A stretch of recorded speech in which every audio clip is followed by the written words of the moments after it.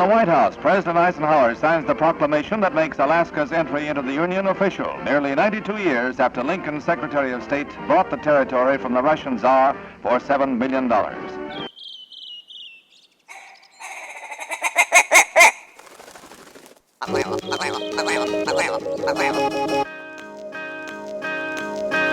Alaska Wild Project podcast is brought to you by the following sponsors. Barney's Sports Chalet, supplying hunters with the best hand-selected gear since 1963. The exclusive home of frontier gear built for the rugged Alaskan terrain. Your one-stop shop for all your outdoor needs. Visit Barney's today at 906 West Northern Lights.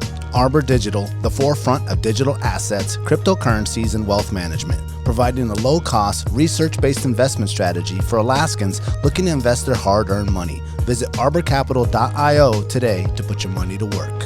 Tailored Restoration 24-hour emergency home services, helping Alaskans restore their dreams since 1972. Services include fire, water, mold, post-emergency cleaning, repair, and remodeling. Give them a call in Anchorage, Eagle River, Matsu, or Fairbanks. Hit them up at tailoredrestorationalaska.com. Total Truck and Alaska Overlander, Alaska's premier supplier for custom automotive accessories and overlanding products, providing all-inclusive rental vehicles and trailers custom outfitted to explore the Alaskan backcountry with a unique and convenient traveling experience. Serrano's Mexican Grill, 2 locations, one on Tudor, one on Northern Lights. The Northern Lights location has their new tequila bar. Check it out. Also see their daily specials at serranosmexicangrill.com. TheTreehouseAK.com, located at 341 Boniface Parkway, Alaska's own and grown cannabis and CBD store. Ask the bud tender what the strain of the day is to get your 10% off. The Treehouse, where the culture lives. The Connoisseur Lounge, Alaska's premier locally owned and operated cannabis retailer, located in the heart of Palmer, Alaska. Their cultivated products include Snowcap Romance, Aurora Haze, Superglue, and much more. Find them at theconnoisseurlounge.net. AKO Farms, located in Sitka, Alaska, built from the ground up with concentrates as their single motivation, with exclusive products such as their sugar wax, full spectrum diamond sauce carts, and more. Ask your local bud tender about AKO.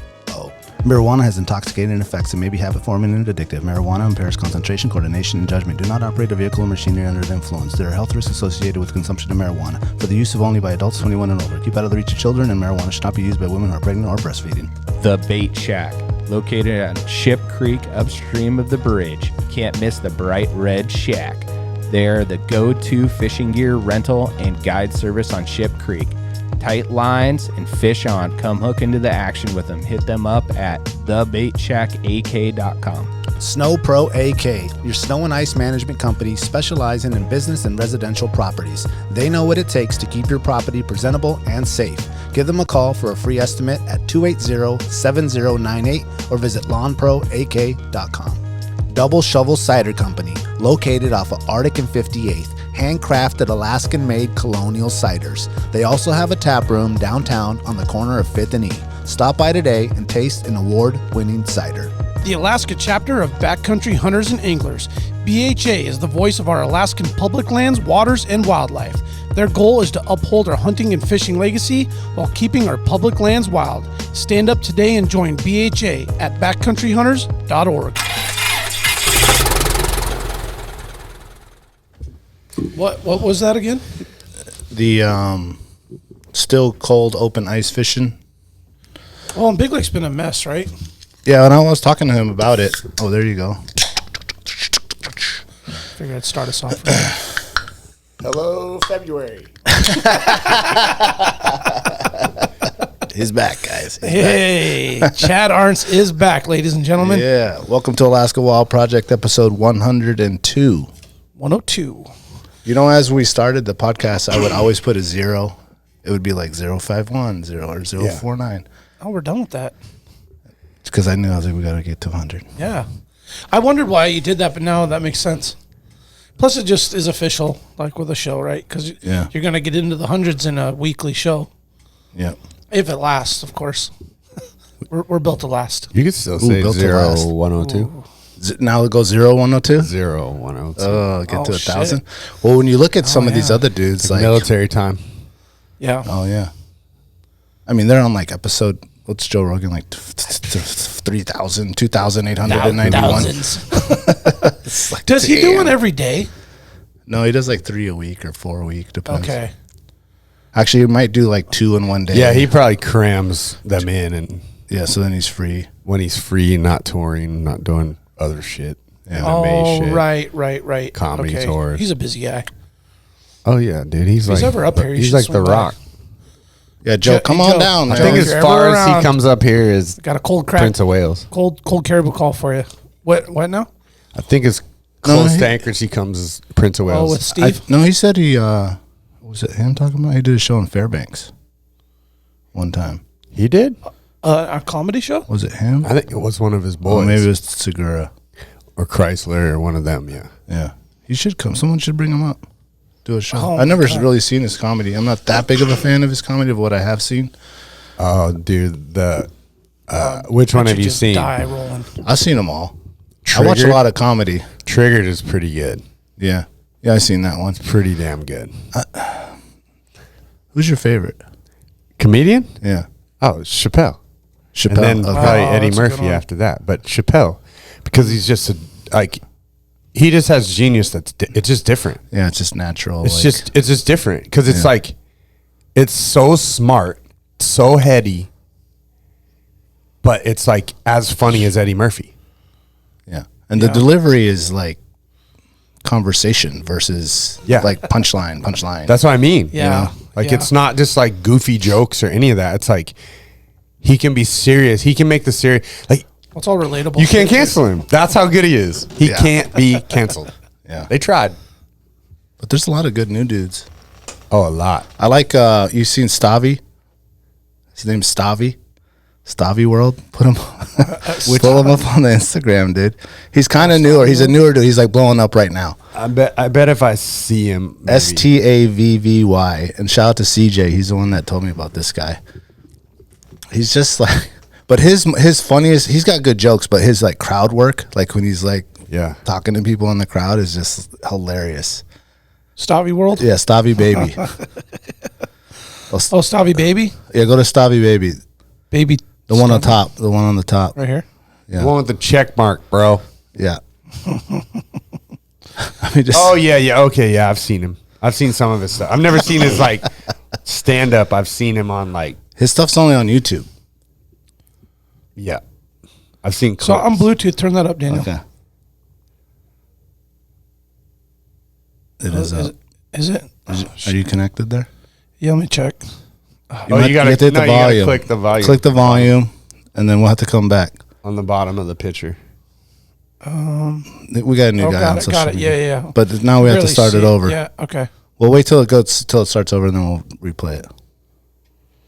Well, this is not a good one. You should go to maybe a different one. This is like a I still podcast don't one. hear it anyway. Well, it's still down. I turned it down so we can start at the beginning. You got it. Scroll down. Alex football career. Look at that picture of him. Go in to Bad Paris. Vegan. I already like that one already. Backroom BJ's working. Worker. Oh, That's a good one. So I've been a vegetarian for a long time, and then I started working out with a trainer. I was living in LA, and then he was like, Well, this is his "If you wanna get a podcast. good body, you gotta eat meat." And I was like, okay. Oh, he's got a pod. Animals, I want to look good. yeah. Fuck animals. I want to look good. All right. Yeah, good for you. Who cares? So I've been a vegetarian for a long time. Is your volume up? I mean, it's as up as I can make it go. The main volume? Yeah. It's like weird through the Bluetooth through the road. It's not like Well, it should be really cranking. loud. It's not cranking. Oh, here, hold on. Let me try that. There you go. Okay. You want? How Did about you this try one? How about this one? manual here? volume too? Try that. Here. There it is. What do you do, pal? Yeah. I work in the back room at BJ's. The bathroom at BJ's, yeah. Damn. They don't let you out front, dude? You were very specific about it being in the back. Like, I don't want him to think I'm fucking Mr. Fancy Pants. I'm in the back. Anybody have a real job here? What do you do, pal? Yeah. Okay, we heard that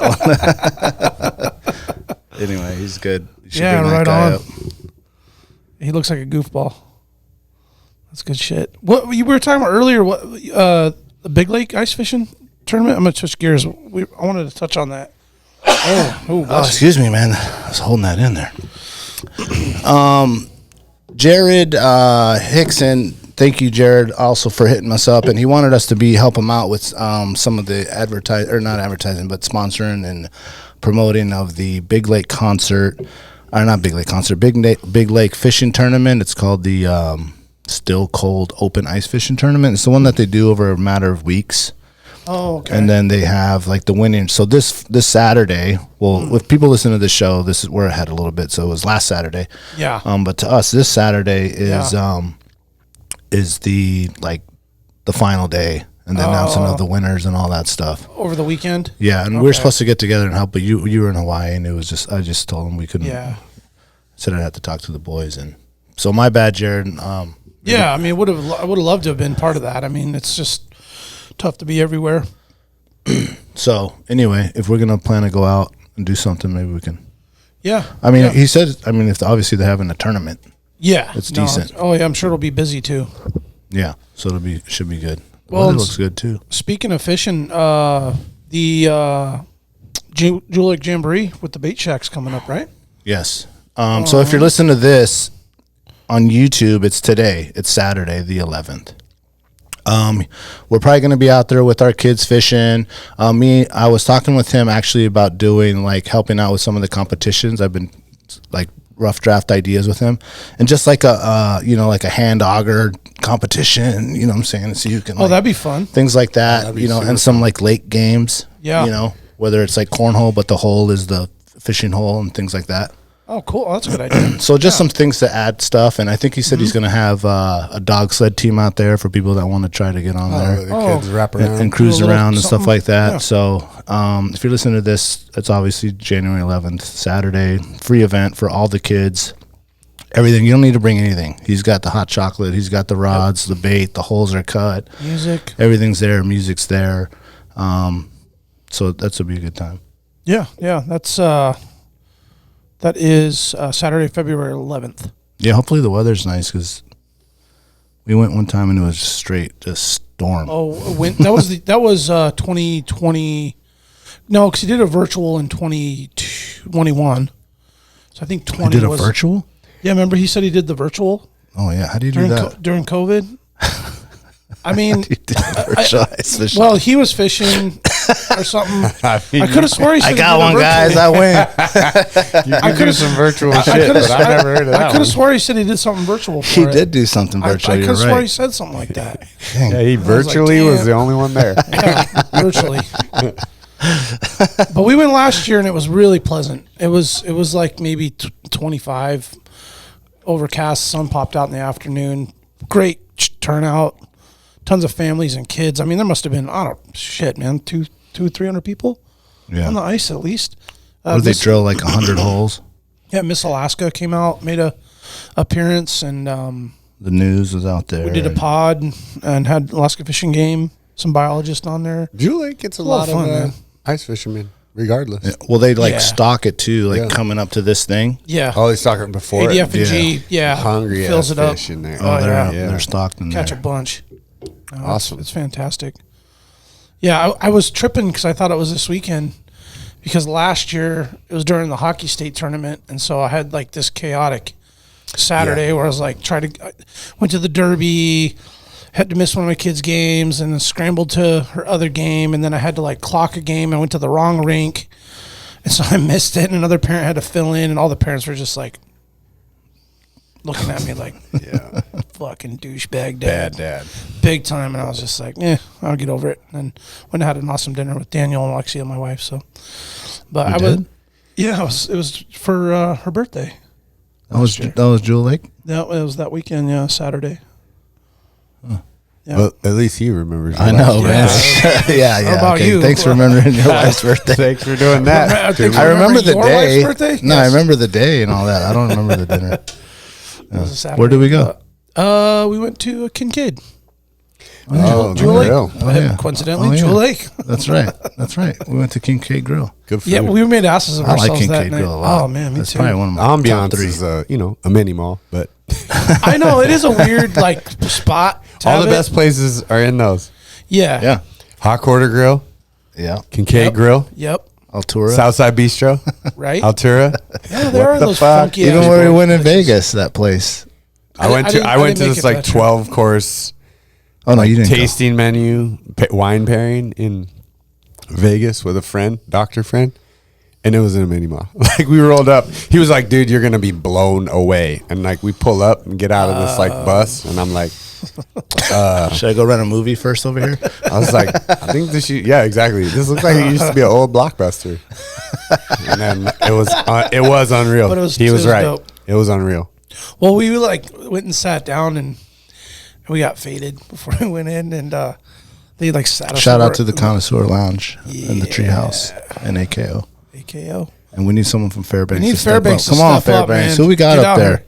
Tanana Herb. I mean, Tanana boys. I mean, they're Pakalolo boys. they're huge. Connoisseur too. Goods up there. Goods. Good. Yeah.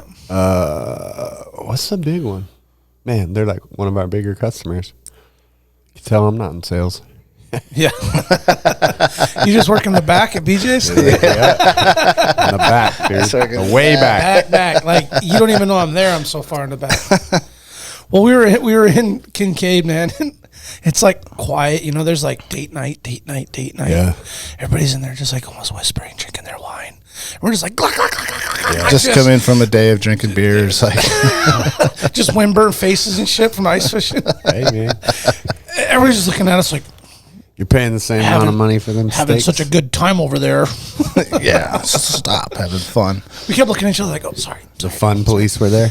Yeah, I mean, you just could tell we were getting the looks, and I was just like, fuck it, man. We were having a good time. Yeah. Then I like That's why Forgot to that's pay why my the tab. muskie is so high on my list. the double muskie. Yeah, because you It's can just act loud like in you're there. at the Pioneer, Yeah. but you got that's very 5-star true. food. Yeah. That's very true. No Okay, one's tell judging me you. this. Show up Tell me this. wearing 'cause whatever. I Never always feel out of place. get the same. I always get the pepper steak. What if I would to get something else? I get the filet pepper steak style. Oh, what? You can Yeah. you can do that? Or I mean, if you're gonna get other stuff, I can, like the Cardinal is amazing. The Cardinal? What is Yeah, that? it's like scallops, Yeah, that's a good one. shrimp. It's good. I had Or dude, this Tabasco Cornish game hen is fucking off the chain. There's just some places you go and you got to order what you've been ordering every time. Like That I one went never with, lets you down. like I went with Kyle to the Wishbone, Lucky Wishbone, and I just cannot not get the pops. I get the pops every single time. Yeah. Just- And I know the burgers are good, and he got the chicken sandwich. It looked amazing. Yep. Could Yeah. not get the pops. No, I yeah, it's hard. I got a roasted duck there once.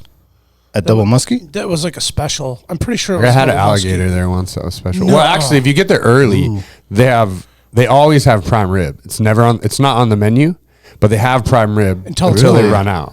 Yeah. Can you get that? Their prime rib is But can you get that pepper style? no. You can get that prime rib style.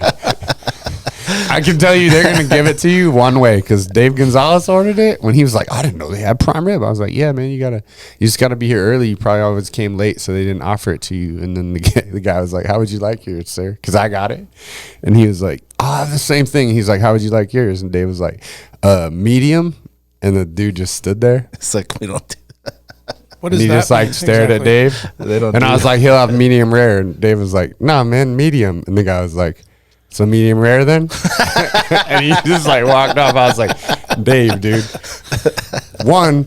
And now Dave would never. He laughs about it. Like he would. He's like, I can't even believe. But he just grew up in a Mexican family. And his dad just cooked everything like that. Yeah. Medium. You just ate it as it came to the He plate. was like, dude, no. I was like, you can't order a filet medium. Oh my And you god! definitely ain't getting prime rib No. medium. Like they can give you the elbow of that thing.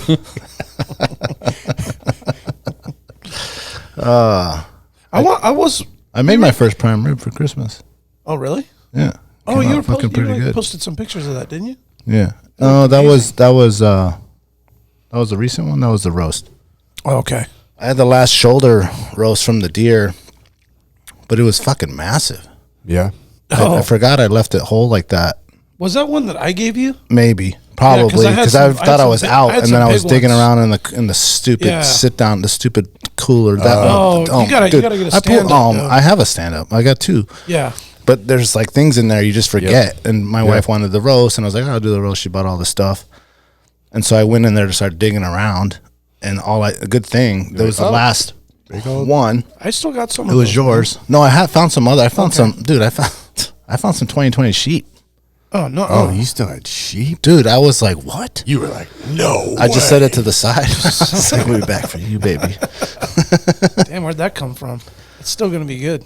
It is gonna be good. Shit, yeah. And I had some backstrap moose that you must have gave me. Yep. 2021. Mm-hmm. So I was. Mm-hmm.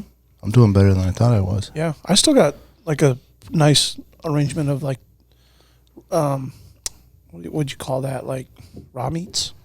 I processed meats, and then I got like unprocessed steak meat, burger, steak meat. I still have like in my door of my freezer is where all my like backstrap roasts, tenderloins, and I want to save them all the time. Moose stuff like that. I have moose. I would take some roast. Quite a bit of moose. Yeah, I have quite a bit of roast because we love eating roast. I don't have any. I was gonna do it like a traditional roast. Like, I'll get but I didn't have. All I had was that bone in.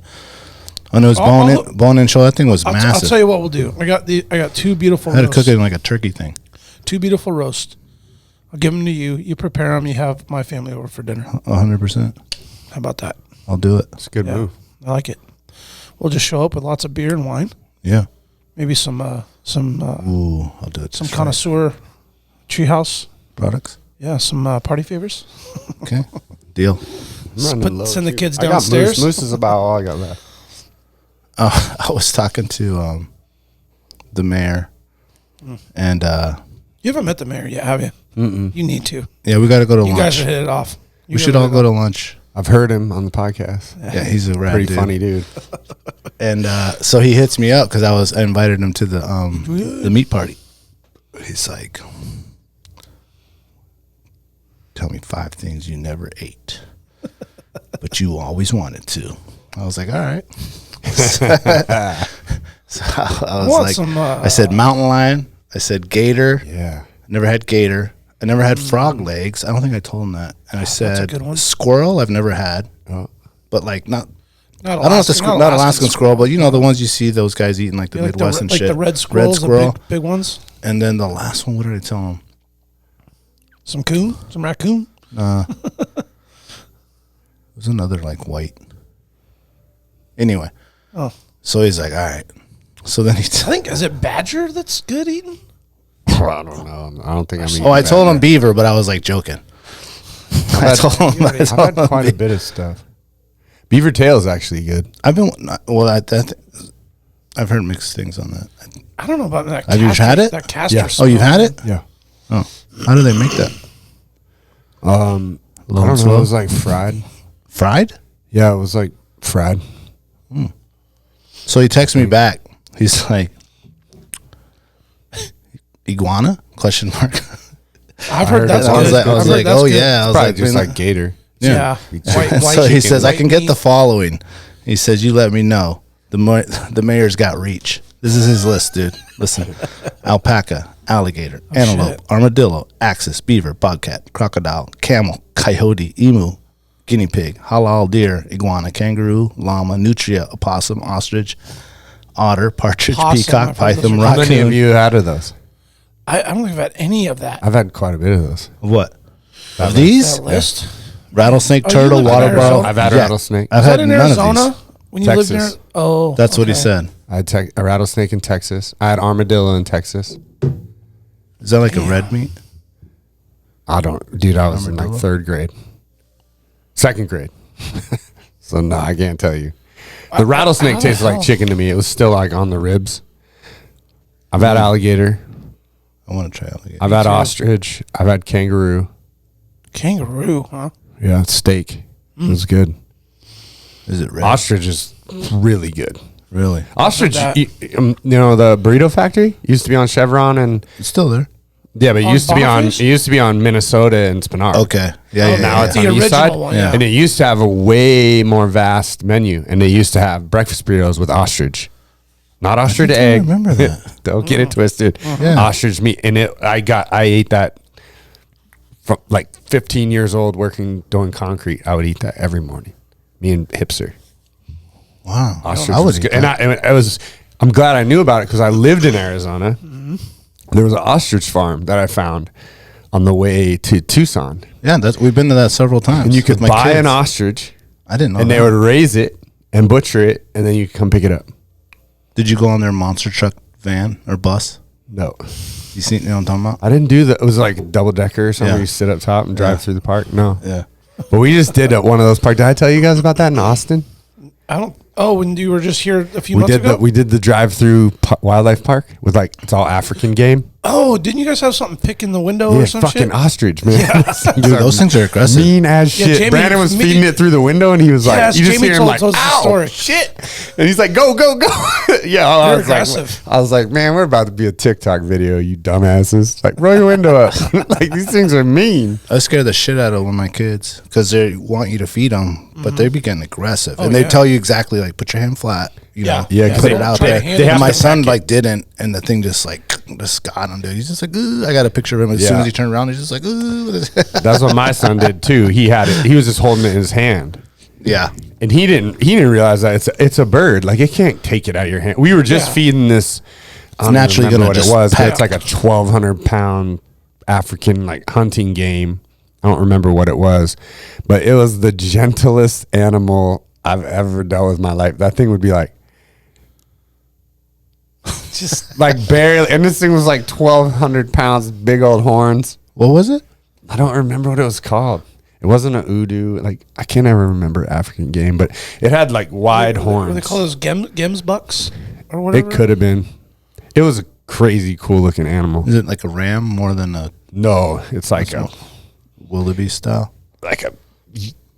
I don't know. It's yeah. Is it? Wait, is it one of those more nag- beastie. Taller, super fast, like a fast Oh, like wildebeest. deerish. Yeah, it's really short hair. It's like brown with white on it. Oh, okay. I'm gonna get the wrong. There's so many animals there. You don't. Yeah, There's no way you could. I mean they have giraffes. It's Texas is. I know, man. It's so Texas cool is they just have all that different shit, man. That's a different Just a place, simulation of Africa. dude. It is like they have. I think I heard someone told me that they have more. There's more lions and tigers in the state of Texas I think I than heard something in the about rest that of too. the world. What is that? Yeah, there is.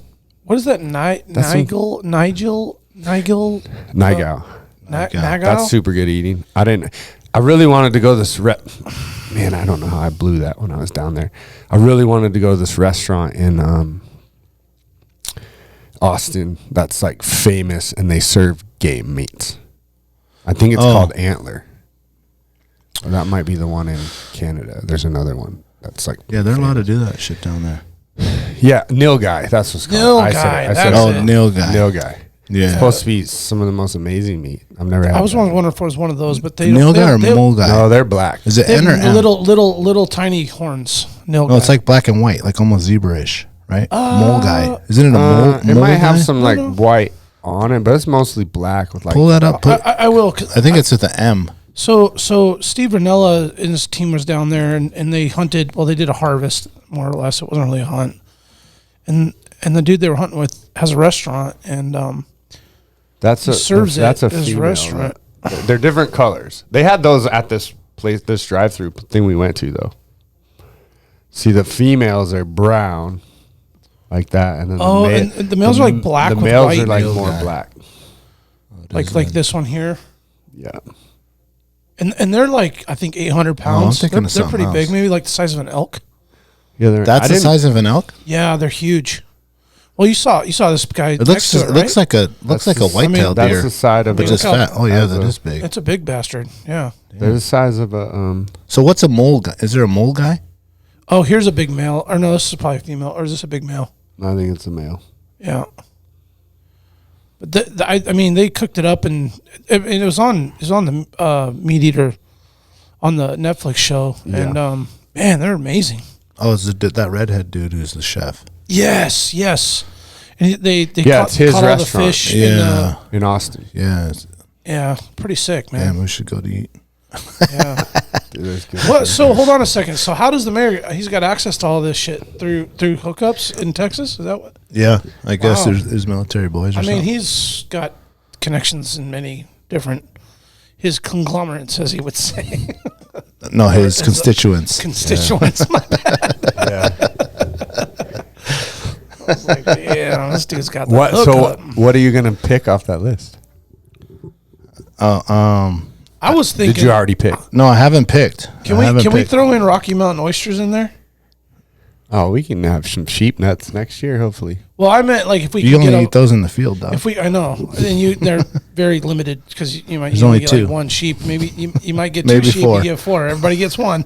I was I don't thinking. think you'll need a whole. The sheep nuts are pretty big. Yeah. Oh my god, dude! Should I show you guys the video, man? Things are huge. Yeah, put that up. These real nuts, quick. bro. Oh my god, you guys. Those are like Jesus. cantaloupe. Between the cantaloupe and orange. Those ones. The ones you're about it's to pull up. It's definitely a What's that size? there? grapefruit. Grapefruit. There you go. Yeah, you guys keep talking. It's weird because like I These- don't even think I've ever nuts even on this seen sheep nuts were- on a moose. they're tiny. I'm They gonna are tell tiny. him. I'm You gonna don't tell even him ostrich because you're talking about it. I do want to try iguana, access. I've never tried the access Axis. and alligator. Gator sounds good. And then if you can find mountain lion, I really want to eat mountain lion. I want to try it. Dude, it's unbelievable. I've seen it cooked. I've seen it. It's It super looks good. beautiful. Yeah, it looks like pork. Yeah, Okay, hold on. I'm gonna pull this up in a second, boys. yeah, it looks good. Kind of even cooks like pork too. I guess I would say Yeah, it's good. I heard lynx is great too. I was trying to get lynx. I was wondering about that. Is for the it? party? What about bobcat? All them cats got to be similar, right? I would imagine But mountain lion, a lot bigger. yeah, you can get a real big piece. Yeah, did you see the one that football Yeah, Denver Broncos guy got? that thing's massive, and he's massive. Yeah, he's 6'5". It makes him look like a regular dude. Oh, Chad, you know that we had our boy Jake on. Oh, Frank And, the Tank. This is Frank the Tank from Kodiak. Do a Well, little. we got it up right now. Let's just take a quick look. Oh yeah, I've seen someone related to him. That's what popped its head out on my gut pile. Look at that. Frank the Tank's cousin Dale. Looked like they don't have ears and shit. Yeah, Yeah. This thing is just. There's no neck. Yeah, they had him at It just goes body to potentially snout. 11 foot 30-inch skull. All right, That's let what me they're see. guessing he is. Yeah, one of his Where like did he get was that it big? guides or who was it that said that? Did someone Forget. take it? He got to 100 yards with his bow and he blew the stock. He spooked him up. He like stepped on some water, like marshy, kind of like squishy water, and it like and it. So he couldn't get a shot at 100. I don't think so. I think he 'Cause was it looking to spooked get right way, when he got way there? closer. Yeah. I wouldn't have. So if you get the Okay. Chugach sheep, is it the Chugach? Oh shit! Draw's Mountain gonna come out oysters? here in a couple of weeks. Yeah. Yes, it is. So this dude. Okay, so Brandon's pulling up. Remember some the rams? pictures These of are some rams that you and Gabe found, and just up there in Upper House. Just It's not swinging. that. Okay, okay, so that's not grapefruit. That's more Well, it's pretty far away. Tangerine. I tangerine. mean, they're just hanging, dude. Yeah, Just keeps like- that's a young dude. Yeah, these are those rams that you and Gabe saw. Oh, Is that middle? Is one of those the one you guys got? That No, middle one that's laying no. down? No, they were all sublegals. No. Watch when he lays down though. He's these like, are the yeah. ones we saw He when just I tucks was it. when we were Tucks broke when it I was under. broke down. Yeah. Damn, that one's quite close though, huh? No. Yeah, he gives us a pretty good view here, and it's no. you can tell he's not He's not two- he's there. 2 years Yeah. away. He's Here you go, probably right? 5. Oh, yeah, yeah. there, He's there. he's to the eyeball, but not to the base. He looks like he's at like 5 years old, maybe. But we got close to these guys, and then those caribou came and blew them out. But Look at that picture there, dude, on the right. This one here. It's a pixelated, crappy photo, but Looks like a Looks like a painting, yeah. yeah, it's kind of Jesus. cool. That Is that on thing's Kodiak? massive. We're talking about nuts. Yeah, I just had to show Kodiak. you guys those ram fucking nuts, huge. I was wondering what they look like out of the sack. So do they like? Well, they keep the sack too, don't they? They make like a coin holder. That's what they used to do. Yeah, not keep the sack. He didn't keep the sack, dog. Come on. I might have to just keep a set of ram nuts the next chance I get, if I ever. What get would a I chance. keep in there? I'd want a heart and just make one of these things that you twirl in your hand. Stress balls. Stress ball. Link, link, link, link, link, Do link. it. Just get them bronzed or something. Ask him for real if he can get some Rocky Mountain oysters. Like if we get like say maybe like 3 dozen, and then you can barely get eggs, bro. dog. I'm out. no, hold on. Well, 3 dozen. Nuts. well, because there's probably going to be 200 plus people at the party. I know you're asking a guy to get the nuts. That's a lot of game. Yeah, man, he's gonna kill the whole herd out there. Oh, you're thinking like no, beef? sheep nuts, bro. Like whatever, like Beef Rocky Mountain nuts. oysters, like real Rocky Mountain oysters. Yeah. I'm asking if the mayor. Oh, okay, Mayor, you hear this? All right, let's see what kind of pool you really got. Yeah, Costco I want don't to see. sell? I want some nuts, dog. Yeah, Anyway, I just thought if we got like a pile and cooked them up really good and had them out with just some pan fry them that's- all that's up. actually a pretty good idea. Yeah, with a toothpick in them. Just Oh man, I was thinking like Butter poached. You know how they get the soft boil? gross. come on, dude. That's gross. Still a little slimy. Getting carried away now. I'm not having soft boiled nuts. Yeah. no. All of a sudden, that ostrich doesn't sound. So you've had it? Sheep nuts. Yeah. Yeah. in Do the they field? slice it thin and just like fry it like a thin potato, or is it whole? I cooked them. like a meatball? I just Like over follow. a fire? I followed a Renell as like butternuts is what he called it. It's just cooked in butter. Oh, just rolled It around. needed seasoning bad. I was. What's I wasn't very impressed with it. What's the color when you slice into it? Brown? It's like gray. Like a bratwurst. Like an overboiled It egg? looks like a bratwurst.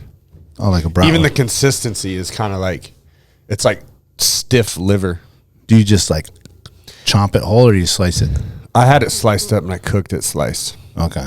I bet if you stewed that up in like some sort of like you would meatballs. I'm sure there's a You know? better recipe than what I did. It needed salt and pepper pretty Do they bad. look and I veiny? didn't- Do they I look just- veiny like that? Yeah. Is that it, dude? Those are buck nuts. Yeah. People eat those? Yeah. Yeah, they do. I mean, that was his recipe was deer nuts. It You wasn't cut off that sheep. little. I think What those is are that? those are completely removed from the scrotum. Yep. And those are just the Yep. nut. And you would then cook those. I'm Yes. just thinking like in garlic butter, just like Yeah. Fry 'em you up. need. Yeah. Is it gonna? I would have done it different. No. Is it gonna pop? Not. It's gonna I pop cut it. like there's I a. any cut it because I juice- didn't want there's that. any to happen. juice that comes out, I would Okay. be fucking. I was like, just- the last thing I. no more mayonnaise, no more fucking ranch. Like, I'm done, dude. Yeah, man, I go sauce is straight there. forever. Oh, That's why I cut it up because I was like, God I damn don't it, want this dude. to be like Like just bite in. It's like like a deep fried mushroom. or it's like a like a I'm gu- not trying to get hot nuts sprayed on me. like a gusher, like this. You know the candy, like the. Oh yeah, oh yeah. Oh man. Oh shit, dude. Oh, it's nasty. I'm gonna go and get that. All off right, the let's screen. move on. All Okay, right, that's there trash. we go. There we go. We are recording a podcast. This is a family show, I think. Yeah, no, I just put no kids on the YouTube channel. This is not for kids. Rated R. Rated Yeah. R. Okay, let's take a quick break. Actually, Let's do that.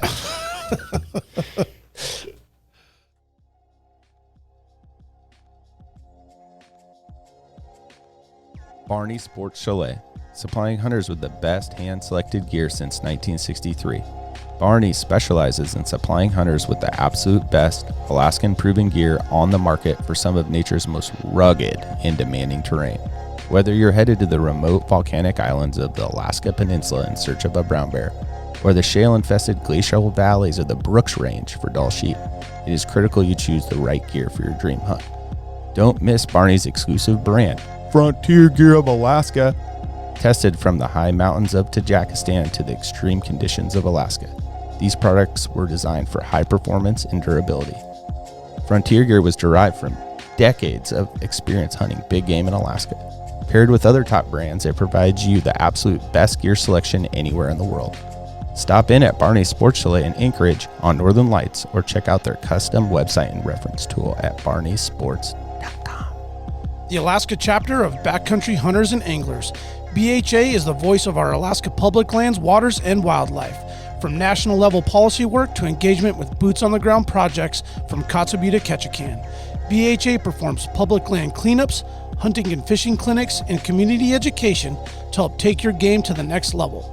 BHA's community-minded goal is to uphold our hunting and fishing legacy while keeping wildlands wild and fostering the next generation of sportsmen and women for years to come.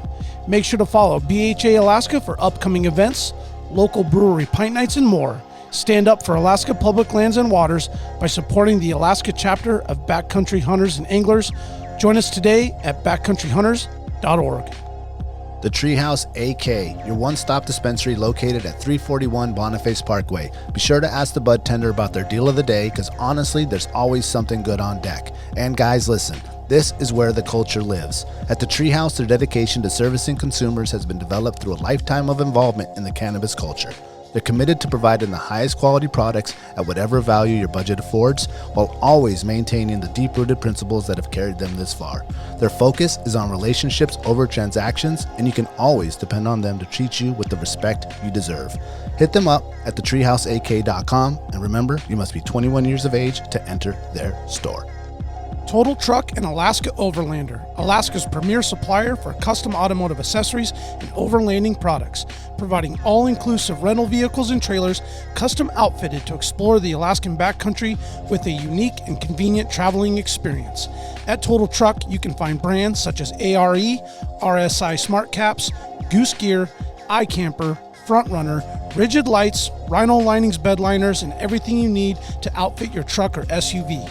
Alaska Overlander provides 4x4 vehicles and expedition trailers custom modified for Alaskan adventures and outfitted with rooftop tents, fridges, and all the camping and cooking gear you need to start exploring. Visit them at alaskaoverlander.com.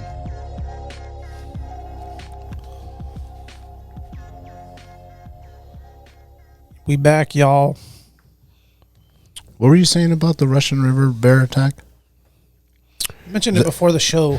Oh, the guy that got attacked, the younger dude. He wound. Well, Gomez was doing a fundraiser or something. You mentioned, or what was it? No, I was just saying Gomez like hooked me up pretty good for it. The guy was a river guide. At the Russian River Falls? No, on the Kenai. They're easy guiding. Here, guy on the Kenai, just like the sightseeing type floats. I don't know if he's really fishing or whatever. He might have been. He'd be a cool guest on here, actually. But he worked at the Sitzmart. Door guy? And so my buddy knew him pretty well. He's also done a lot of guiding stuff. My buddy Craig Brown. And Craig and him? And he, the dude, I guess had a cancellation. I could probably be getting some of this wrong, but if I remember it correctly, Dan Bigley, maybe. Show me a photo. Yeah. Find it real quick. You have like a beard.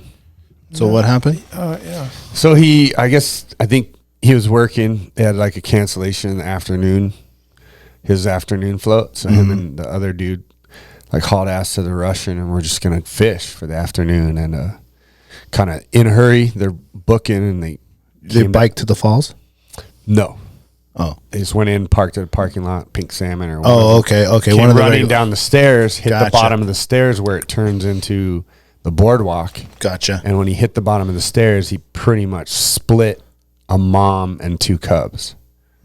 So like he was in between them, and the mom just came at him.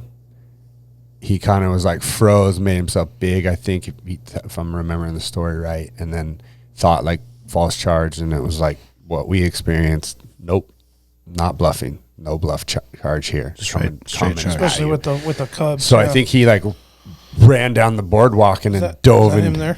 Yep. Yeah. Then dove into the brush. Scars. And then the bear was on him. Damn, he ran.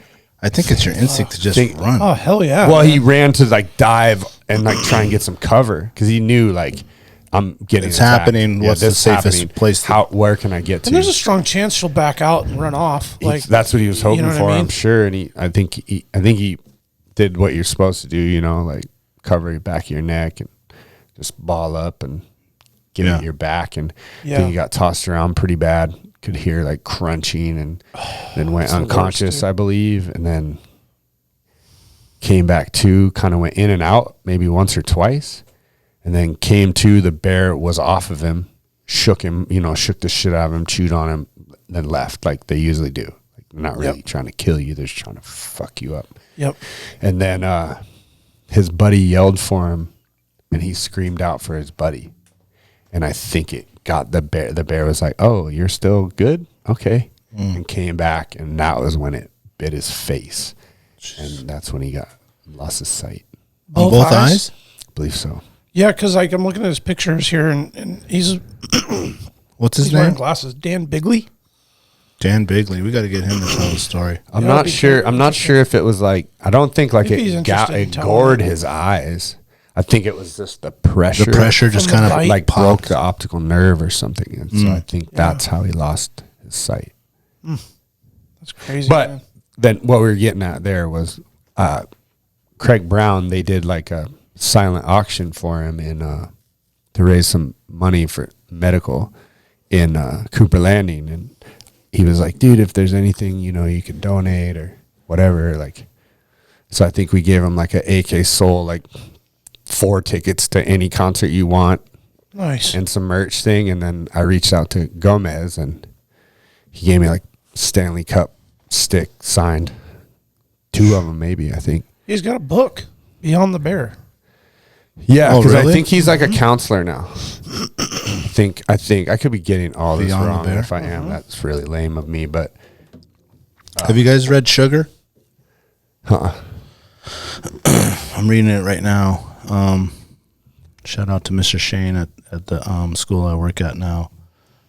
He brought it up. Basically, it's the history of sugar, like the real history of sugar. It's called "The World Corrupted from Slavery to Obesity." I bet I know- Sugar I by bet James I've- Walvin. Oh, I shit. bet I've listened to that dude on a podcast explaining the history and how, like a lot of Polynesian and like Yeah, all of it. It a starts lot of way those back. islands were like disease free, like didn't even have the common cold. Mm-hmm. And then, white people came there and had them plant like sugar. Yeah, well, it And, goes like, into like paid them in sugar and shit. And then they're like, now they have like type 2 diabetes, like yeah.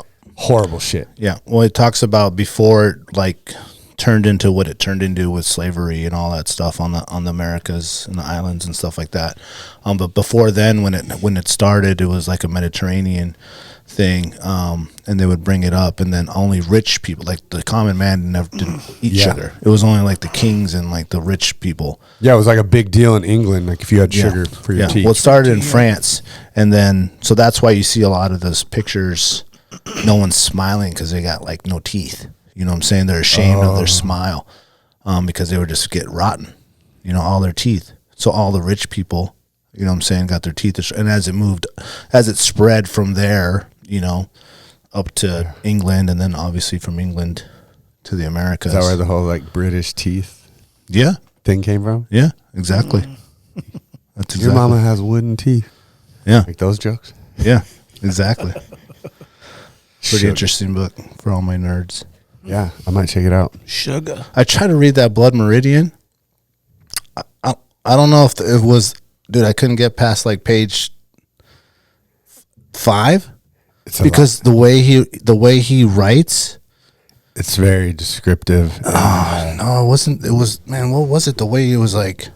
Was Just that the from just dude the that way did- it was the one you told me that we were on the Cormac road. McCarthy. Cormac. It's the book he's most famous for. There's probably other books that you're gonna like better, but that's his. I don't know what like you call like it. I don't know. signature book or put him on the map book. No, what do you call it? It's like his opus. Got it. It's what makes him, like, people say he is the greatest American writer of our time, like Mark Twain Of our time. of now. Yes, Okay. still alive, Gotcha. like still alive writer in America. Gotcha. A lot. I'm gonna try. I'm not that's been done said giving about up, him. but I'm just saying I tried like the first whatever chapter or 2. Just And go Just, get- just you're the way a it good the way reader, it was too. written. Like, what- The way it was written. I don't know. It was like I couldn't dive deep into it. I'm not gonna give up on it. It's a good book, but I hadn't got to. Maybe this was maybe like do the road first, or No Country for Old Men. Yeah, just the way he was. I don't know. I'll have to come back to you on that and Get look the at it again and be like, audiobook? what did I feel about that? I guess also it depends on what I wanted to read. If you weren't feeling it, Yeah. weren't in the mood for I it. just been trimming for a day, and I Audio? did an audiobook. Probably annoyed everyone, but and I did The Comfort Crisis, which I've listened to probably 4 or 5 times at this point. I love that book, but yeah. And got, everyone was like kind of not into it at first, and then you can hear them be like, "Oh, They actually started listening thought to of it. that way." Yeah, you hear them like talking to themselves and shit. Yeah. I was like, "Oh, now you like it?" Oh, he's going in on that. Yeah. Yeah, I want to read some of Kantner's stuff. Seth Kantner. We need to get him on if we can. Ordinary Wolves. Were you the one that recommended that? He's No, a Jack Alaska did. author. Jack recommended Jack, that. okay. Ordinary Wolves, and then Kyle was telling me about another one that he has. I'm gonna get into that. Go full nerd. Is that the guy that like grew up in a like sod house? I'm not up here? 100% sure. That's an author? Yeah, he's the guy who really like. Yes, yeah, I think you're right. Yeah. I think you're right. Pull him up, Seth Kantner. Seth Kantner. Yeah, Kantner, I think.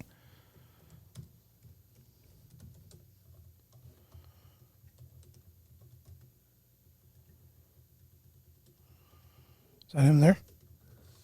Yeah. Writer, wildlife photographer. 5 books about life in the Oh Arctic. yeah, Ordinary Wolves, 1,000 Trails Home, Pup and Pokey, Shopping for Porcupine. That was the one that Kyle was recommending. Check it out. Cool. You said you read Ordinary Wolves. Ordinary Wolves. No, I haven't. I wanted to. I just think Jack that's a great name. And Shopping for Porcupine is a great name too. That's pretty cool. Yeah, I'd love to hear that Dan Bigley story about the bear attack. Yeah. You know, it's interesting to come out on the better side of a charge that was probably going to lead to an attack, and then like come out without a scratch, and then Oh, like and then the latter our side of incident? yeah, Yeah. and then the latter side of like the actual like it got him, you know. So many bears up here, man. You know. Yeah, I If you're heard. gonna be in the woods in Alaska for a lot of time, you're gonna have some sort of interaction. I want to say it was a Ranella podcast. He had a dude on that came in and shared his bear attack down in, was he hiking in Colorado, or were they rafting? Maybe they were rafting. I think that's what they were doing. They were rafting, and they were pulled that over the for park a ranger? camp. No. Fuck, I should probably look it up. I just remember the dude got attacked, and he was up there for a while, and then his crew came up and found him, and then they had to like do their best to bandage him up and then float him out for like a fucking week and take care of him while he was like, his shit was getting infected, and he was just, you know, he's basically like, you know, rotting away. Like, I thought of it like, what the hell is that movie with Leonardo DiCaprio? The Revenant. The Revenant, when he gets attacked and then he's just fucking gangrening and rotting, and then the Pawi, did I pronounce that right? Maybe, I don't know. The single male Indian that was he ran took care of him. into he killed the wolves, took down a buffalo and fed him, and then like healed him up. But just seeing that shit, like, and oh man, and then the part, I think, did McCormick do Revenant too? No. But there's that scene. Actually, I just caught it the other day when I think when I just got home on Sunday from Hawaii. Just popped it on and watched it for a few. It's one of those movies where you catch it like beginning, end, middle, whatever, and you just watch it. I just watched it like this past week. That's what I I'm think saying. The Revenant is actually based on a Book. true It is. guy. It is. Yeah, Glass. Glass. Hugh Glass. Glass. Yeah, I read It's a little, like, they obviously embellished. His book, Oh, sure. Hugh Glass, that book is amazing. Revenant, amazing. Yeah. Yeah, I heard the book's way better. Even and the movie's fucking They awesome. always are. Yeah. But there's a scene because, you know, he's fucking just got all those claw scratches like in his back, his shoulder, his neck, and it's so crazy because I got a better idea of what I saw in that scene when I watched a Meteor episode where he did a flintlock hunt down in Pennsylvania. You know, flintlock rifles from like the Civil War days. Yeah. The fucking real flintlock, not the powder, black powder, like flintlock. Yeah, you pour the fucking gunpowder in the barrel. Yeah. Stuff the wad. Oh damn, it's rather rude. stuff the wad. Yeah, stuff the wad and then put the ball in and then it was so it's in December right after Christmas. It's like a 3-day window. It's like a last second hunt. where you got to hold the bead on the target. Yeah, and then they're walking around. It was snowing and shit, and so they're walking around the woods, and the wet snow's falling down. So that because if you get your powder wet, all of that shit wet, it fucking misfires. Yeah, on the flintlock. Like there's 3 of them, and no one could shoot a deer. Like they tried, and like Steve was on one, and then like it's got a hair trigger, and he pulled it too soon. It was just like everything that could go wrong. Like went wrong for these guys. I shot a flintlock when I was like 15. So before they go on the hunt, Steve does an awesome job laying out like the old, like he cracks open a 30-06 bullet, takes the bullet out, pours the powder out, and he shows you like a new bullet, and then how you would have your little tube of gunpowder and you pour it in the barrel, and then when it shoots, they do a bunch of slow motions and. Like when you shoot, the damn thing's like right next to your eye, right? Yeah, the hammer goes off and it ignites the powder, which like has to burn through a hole to ignite. Tiny ass little hole that has to be clear. Yeah, so it has to get that's like what spark. Gets wet. So like you pull the trigger and you gotta like hold the gun on target for like a full second, while this thing is like burning right next to your face, like smoke, and you're like, and it's like it's just a bead, It's not like So you're just holding it, and then you have no idea when it's gonna go off, and then it's like boom. I remember my uncle setting me up like as a joke because the flintlock too. It's not like it doesn't have a what they call the little aftermarket pad you can put on the stock of your gun. Oh, like a buffer, like a the brand. It doesn't. Like it's metal on wood, and it's like super curved, like a C almost. Is it kicks hard like a motherfucker? Oh, dude. Yeah. Oh, yeah? I mean, it depends on how much powder you put in, but I think my uncle was like, let's see what this thing is. So I think he was like, heavy pour. Well, and did you know about that flintlock hunt that they do in Pennsylvania? It's just in Pennsylvania. Yeah, I'm from Pennsylvania. Well, that's why I asked. That's why my uncle got one. Okay. Yeah, it's like a last chance. Yeah, if you black didn't get powder. a deer, He had a black powder gun, a flintlock, a bow, and a regular rifle. So you could more hunt opportunity. Oh, you have all these seasons you can hunt. And that flintlock is the last. Yeah, it's 3 like days full on rut of the end of the season. It's your last. Like I didn't get a deer and all these other opportunities, and now I got this one pull out the old shot. flintlock. Okay, so back to the Revenant. Yeah. They progressively get harder as the seasons go. Gotcha. Like you start with a Everything rifle, just gets harder and harder. And it's like, oh, you couldn't do it with a rifle? Well, we'll let you try again with a bow. Bow didn't work for you? Oh. All right, you can go black powder, and then it's like flintlock. Yeah, you're going hungry, dog. Dude, that shit looked harder than. And they just have blade season. Then they're like, you get a knife with no sheath, you gotta carry it in your mouth. Well, Glaz, he's trying to drink. So he has a canteen. This is when he finally crawls away, and his throat's bleeding. Yeah. So he throws the fucking gunpowder, lights a fire, and then gets the grass, and he ignites the gunpowder so he can cauterize. Oh fuck, dude, that shit makes me cringe every time. I'm like, dude, the pain. Yeah. That must have felt, and it reminded me of the flintlock thing because like. I feel like he stole that from John J. Rambo, but I seen that whole thing, and then listen, and then I saw don't try that at home because it doesn't work. That's probably not quite just the a same. heads up on that. Rambo did the gunpowder trick too. Don't be like, well, I heard on Alaska Wall Project. The original First Blood's one of my favorite movies of all time. That's one of the best movies of all time. Of all time, dude. That thing is First Blood. Yeah, it's the that was like the first Rambo movie. Just like the most violentest Yes. That's the thing you were allowed to watch? Until the final Rambo, which is literally the most violent movie. I think ever. Bodies blowing yes, apart. I think that they did like you know the movie have those weird statistics. Yeah. I think Shooter had like the most kills until it had to be the Kill final Bill. Rambo. Kill Bill had to be pretty close. No, Kill Bill? No, Original because Kill Bill? it's not as many people. Well, I just meant the crazy whatever the final scene where she like Yeah, just chops it's everybody super in pieces. violent. It's very But gory. Rambo is like literally mowing down hundreds of people with like a 50 cal. I haven't seen the last one. I honestly I got through those old ones and He I goes just back could not. to like Laos. Right. He's Maybe like we an should old do a movie fisherman night or something. here. Yeah, I think we should. movie reviews, I'll bring the popcorn. voiceovers. Yeah. Oh yeah. Some popcorn and some hot dogs. What part of the scene does he use gunpowder? That's like Rambo 3 or something. Oh, it's the one where he's using yeah. the bow with the explosive tip Oh, to yeah, like yeah, blow yeah, up tanks yeah. and shit. Just gotta put it through the hole there. It got a little ridiculous, but damn, it started out so good. Well, speaking of archery, so we've been chatting over the week through our text line on the archery athletics coming up at Elite. Yeah. What do you got on that?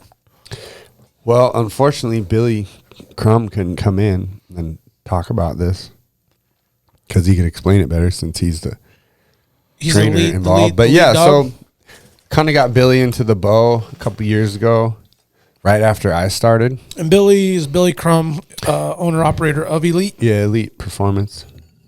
So it's Jim.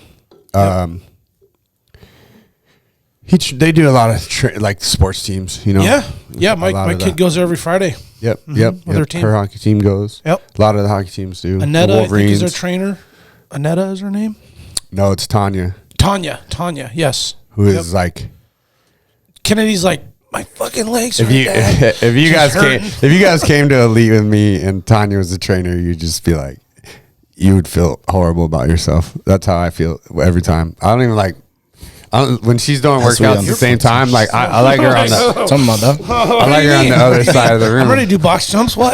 I don't know how old Tanya is, and I would never say a woman's age except my wife's because that shit's funny. She's 28 years young. But Tanya is. I get my shit. You My know, wife shit about her age all the time, probably too. my age, maybe senior of that, Oh, shit. and she is an absolute animal. If she hears this and hears you say anything senior with her name in the sentence, I think she's. now you're fucked. I think she would probably be proud of it because she knows how savage she is. She's an animal, dude. Yeah. Just lives there. Dude, she's like, I don't know if you know what Elite is. So Elite's like, it's like HIIT training. Probably would be the closest thing. Like it's just like I call it it'd be like plyometric type. it's like 30 seconds on. Well, plyo would be more like body weight stuff. Okay, true. And there is plyo. It's all mixed together. All right. But you're moving station to station to station, and it's like 30 seconds, 34 seconds, 45 seconds, 24 seconds, whatever Billy chooses that day of work, and then like 22 seconds or 15 seconds to move to the next exercise. Mm.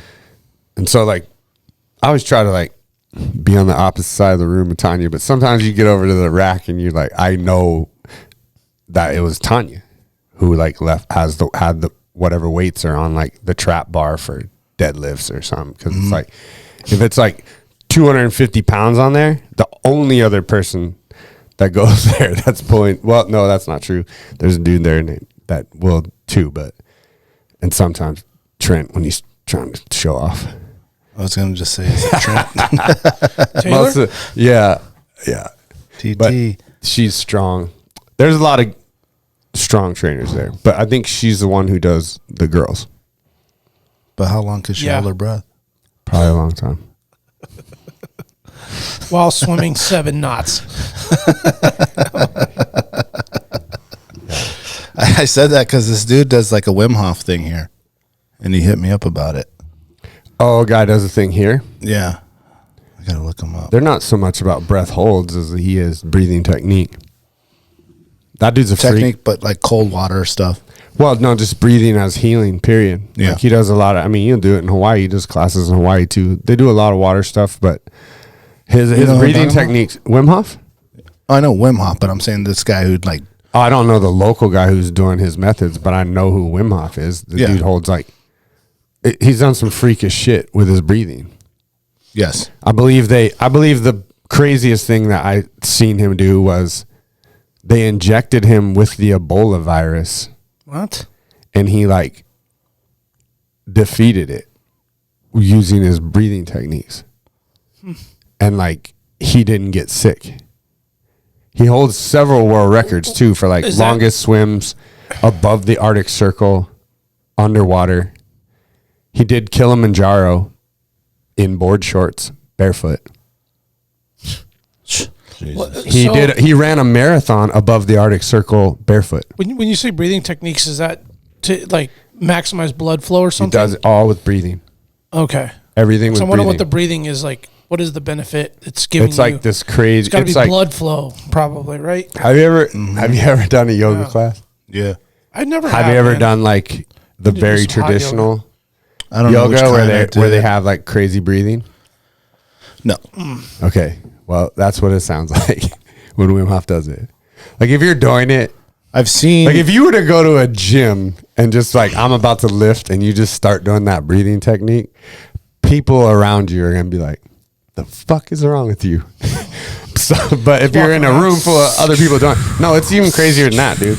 It's really crazy. I've seen dudes like. I don't even know. If I could But he do can it. regulate Jiu-jitsu guys. He can literally regulate his body temperature. Yeah, jiu-jitsu guys will do that Yeah. like before they're gonna fight and stuff like that, or train, or just to prepare. Well, yeah, Rickson Gracie has a I'm thinking documentary. But I seen his son is the one I first saw him do it like at. So you know how they have like open workout. Yeah, they'll have open workout or whatever. What's his son? Royce? No, not Royce. That's the OG. Hickson. No, there's another younger one who's like fighting now. Oh, there's a bunch. But anyway, so one of them, like in the open workout, that's all he did. Like he went up and just did his cross-legged and just did his breathing. And you just see his like stomach go all the way in, and there's what he was doing. There's a documentary on Rickson Gracie. It's crazy. It's called Breathe. Oh, okay. I haven't watched that, but I saw it somewhere. It's a lot of crazy breathing techniques, and a lot of them are definitely similar to like what Wim Hof's doing, but his is like extreme. Like it's this crazy, like you can like regulate your body temperature. Yeah. I think he's worked with a lot of like special operations guys and marathoners and all kinds of people. Crazy shit. Yeah. That dude like doesn't get hypothermia or frostbite. They don't. Well, this guy that I was saying, he's like teaching people that thing up here, and he like goes into like, glacier water and shit like that, and does it. It'd be cool to do. That'd be cool to go out with him and I'm sure you have to learn the breathing first before you fucking jump into the glacier water, but well, you can just instant hypothermia. It's not working. If you don't learn it, that is not how you breathe. You're not breathing. You won't learn it in the cold water because you won't be breathing. You'll just be like, just instant shock. How the fuck does he do this? Well, okay, so back to anyway. Billy's, So Billy's got a lot of different things there, and it's kind of winding down on hockey teams. Seasons are going to end, so weekend, a lot. Yeah. So he's going to have some free time because we'd been talking about doing this because he was interested after I told him about Winter Strong and the little competition they have. He's like, man, that's such a good idea to like get your heart rate up and then shoot because that's more like how it's probably going to be. Hell yeah! And I was like, yeah, that's the point of it. That's why they do that. What they're doing, the run, shoot, or run, lift, shoot thing. And so we'd always talked about kind of doing something. And then he just like, I was like, hey, dude, I think we should do this like coming up. And I was like, he's like, we should build this class and we'll do it. I was like, you're going to have to do it on evenings because like people that would come to that are not, I go in the mornings and sometimes noon, but that's because my job is like a lot of freedom. Pretty free, so it's like, it's me and like, stay-at-home moms that are there at noon, the 5:30 in the morning. That's just whoever all the field trips can get up at 5:30. But so he's gonna do these like evening classes, like Tuesdays and Thursdays, and it's gonna be a combination of like he's gonna kind of build the strength training based around like movements and muscle groups that you're going to use mostly for like backpack hunting or just Western hunting in general, the type of hunting that we do. So you'll be doing a lot of sled drags, deadlift, farmer carries, but you'll do like kettlebells and step ups, and then you'll go through like a circuit of like 3 exercises, and then you got to shoot like 3 arrows, and then you go back, put targets up in his space. Yeah, we'll have targets up. It'll be like 15, shooting lanes. 15, 20 feet. It'll be 15 yards. Yeah, okay. Maybe some longer shots when it just goes like, and then afterwards could stay around about 15 and shoot. No, it's further than that. This right here is maybe like 10, 12 yards. Yeah, maybe 10. Yeah, 10. 30 feet. Think about a football field and 10-yard gap. Penalty shot, soccer. Oh, is that 10 yards? 12 yards. 12. Oh, Right shit, there. that's close. That's not it right here. Damn. Yeah, it's close. It's like, that is such an unfair disadvantage for the fucking goalie. They save them all the time. I know. The World Cup, some dudes were like... No, not really. It's 50-50, man. Because half the time you see him like... You pick the right way. He goes left, he goes right. I'm like... Well, I guess 33, because some dudes just drive it straight home. Worm burners straight at the goalie, and they never stop that one. No. Because they always move. He's like, this one's coming for your face. Just Good straight, luck. hard, high. Yeah. But you'll miss. Baggio missed Yeah. World Cup. Yep. I just think that like 12 yards, one man, and that huge area in which to protect, guard, defend. Yeah. It's like a lot. Just in the mind of the goalie right there. His giant gloves on. Big white gloves. Keeper. Oh, my bad. Yeah, get it right. God. Bro, keeper. Keeper's defending. Goalkeeper, not goalie. That's hockey. So Hold on a second. I want to join this archery thing. That sounds fun. Well, I hope so. I need to come to Going on the I need to get off the regardless. schneid, bro. Yeah, you better start. Oh yeah, no, I know. Well, Hawaii, so about to go 2X. I just got back from Hawaii, bro. So it's gonna start. It's gonna Just full start. blowed off. It's gonna start the. Dude, Let me look. Hawaii's not a good place to go and like lose some weight. Oh, you didn't run on the beach in the morning? Oh, I didn't show you that video. You didn't see my story? Damn, man, and we'd be like, I would be going down in the morning to go get breakfast for the family, because you get up all hella early in Hawaii. And there's always like these 3 old dudes coming off the beach. I don't get up all early. Oh, that's I'm on true. Hawaiian time when I'm in Hawaii, bro. That's true. It is because the kids. That's a good point. Because they're up at ready to watch cartoons at 7 a.m. like every day. It's like Christmas. They're in Hawaii. They were so good too, man. My kids were awesome on this trip. I mean, they had their like annoying bullshit, but for the most part. Well, I want to get into why, but let's finish what you're. Yeah, sorry, I was gonna rabbit hole big time. So I went straight back to fucking Rame. Okay. I told him.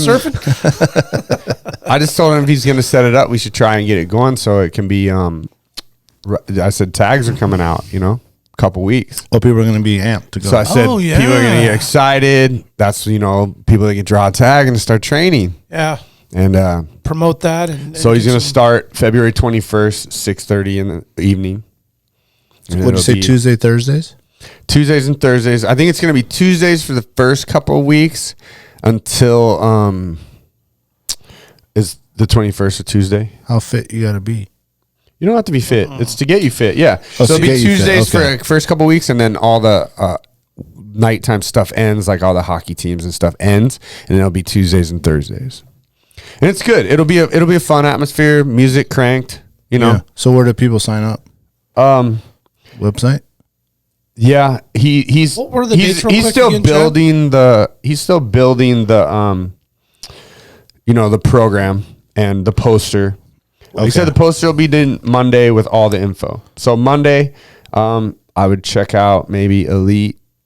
What is it? Elite.ak is what it is on Instagram. Yeah. I want to say the website. Is he on social media? Instagram. I know. Yes, Instagram. I think that's the best way because I don't know if there's a website. Instagram. Yeah. Yeah. Elite.ak. I mean, you can't miss it. There is an app, though. He does have an app. That's what it takes you to when you go to his thing. Elite AK, it'll probably take you to that. But it's like, you wear your pack if you want. Oh, okay. Bring your bow. And what about like boots, whatever. camo gear? Sure. Solids? Go full camo.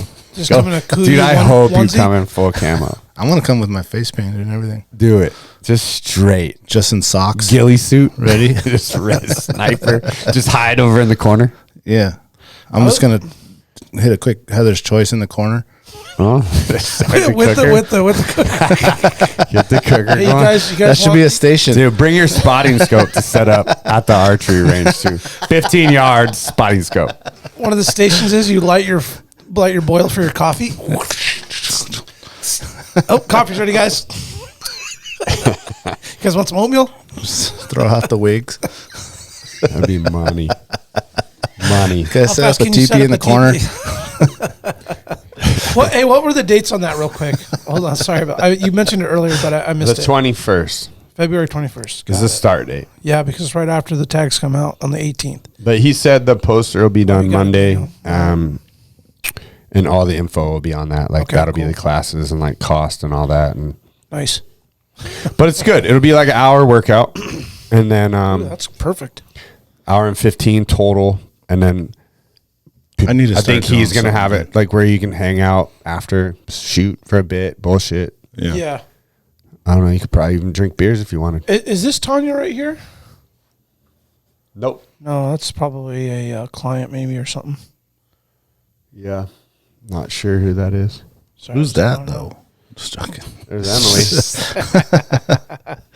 There's Emily. Look at Emily in the elf suit. Go down.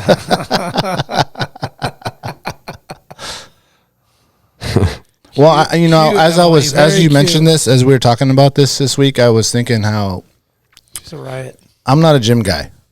Like I did go to the gym in high school. Shit. What are you talking to go about, bro? to go do stuff. I know. I mean, this is all natural, dog. But Just full pipes? but I want to say that working out has evolved like so crazy. So when you look at his gym, it's not like the typical Nautilus stuff No, and the dude. thing and No, the it's weights not and curls for the and the the girls mirrors bullshit. everywhere.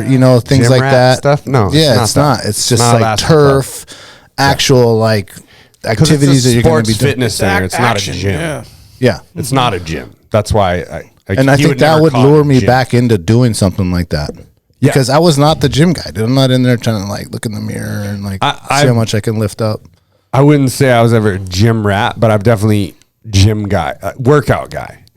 I mean, I got into CrossFit there for a while in Fairbanks when we didn't have anything to do after work and stuff like that. But Is that the same thing, kind of? no, because CrossFit, like you're going to get injured, bro. Like CrossFit is like such dynamic and big movements and everything's for time. So you're trying to go as fast as you can. Like you like as you get stronger and you're trying to do stuff like, they have their recommended weights, like like CrossFit will like draw up the workout. Yeah. And then that's like your weight. so Like he if you're a girl, you're supposed to do this weight. If you're a guy, you're supposed to use this weight. And you got to work your way up to those weights because a lot of them are heavy. Like with CrossFit, it's like the original workouts were like named after girls. Like the workout would be like Cindy, Fran, whatever. And there's like a typical workout in there that's like burly workout would be bench press your body weight, or no, clean. You're doing cleans with 75% of your body weight, and then bench press your body weight, and then then you would do deadlift double your body weight. I think 1.5 times your body weight. So I would have to was relearn all 300. that stuff. Like I don't know. what And then a you do clean that for is. 10 reps of each, 9 reps of each, 8 reps of each, 7 reps for time. Yeah. And that's a CrossFit workout. Like, So what's you're going to this? get injured. Like a dude This like is me that this already is- has an injury. This is functional. This is where you should be. This is functional fitness. What he's teaching you there, like the classes are, I mean, there's a runner in there who's done Mount Marathon for like 30 straight years. I think she's in her late 60s, and she's there. I mean, it's anybody can be at those workouts, and you just go to your body weight or your weight that you're gonna lift and challenge yourself, and you're gonna get something out of it. But it's very functional fitness, and it's why I go there, is because if I just go to a gym and build my own routine, I'm gonna start doing big lifts. And that's what I'm going to do because I'm better at them. So that's what I'm going to wind up doing. And I'll might get in a routine that maybe you shouldn't versus it's not that I shouldn't. I mean, you should do those too. Something that's broader. But you're not strengthening stabilizer muscles. Like there's a lot of stuff in here that like, it almost seems silly to you because you're doing like ladder work would be one step in there or stuff like that. But that's working those knee muscles around. Yeah. And you're getting a lot of stabilizer. There's a lot of work like standing on a Bosu ball and lifting or like, standing on these foam pads where like your ankles like giving, so you get a lot of stabilizer muscles. Billy's pushing you through full range of motion, so you know like Billy's not gonna like let you squat heavy if he catch you like you're not getting to like your hips below your knees. He's gonna be like, no, go lighter, like go full depth and go lighter. You're gaining more out of that as far as like. So I go there because it's injury prevention, so I can keep doing the shit that I like to do. As your joints and everything age healthy. and time and gravity are taking over shit.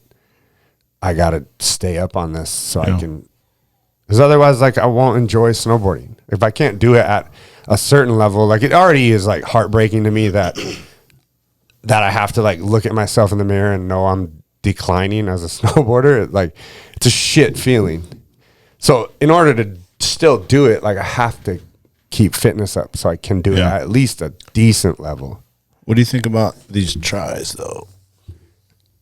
They could use some work. Oh man, it looks like you got kicked by a horse. That's crazy. I think I should go with you. Oh, that'd be because we're on like level 0, both of us. Yeah, I mean, I'm always in a position where I can like just jump off the couch and go do something. It used to be a lot easier to just get in sheep shape or mountain shape in a day or two, and I'm just off and running. But like the last 2 years have been really, really rough, dude.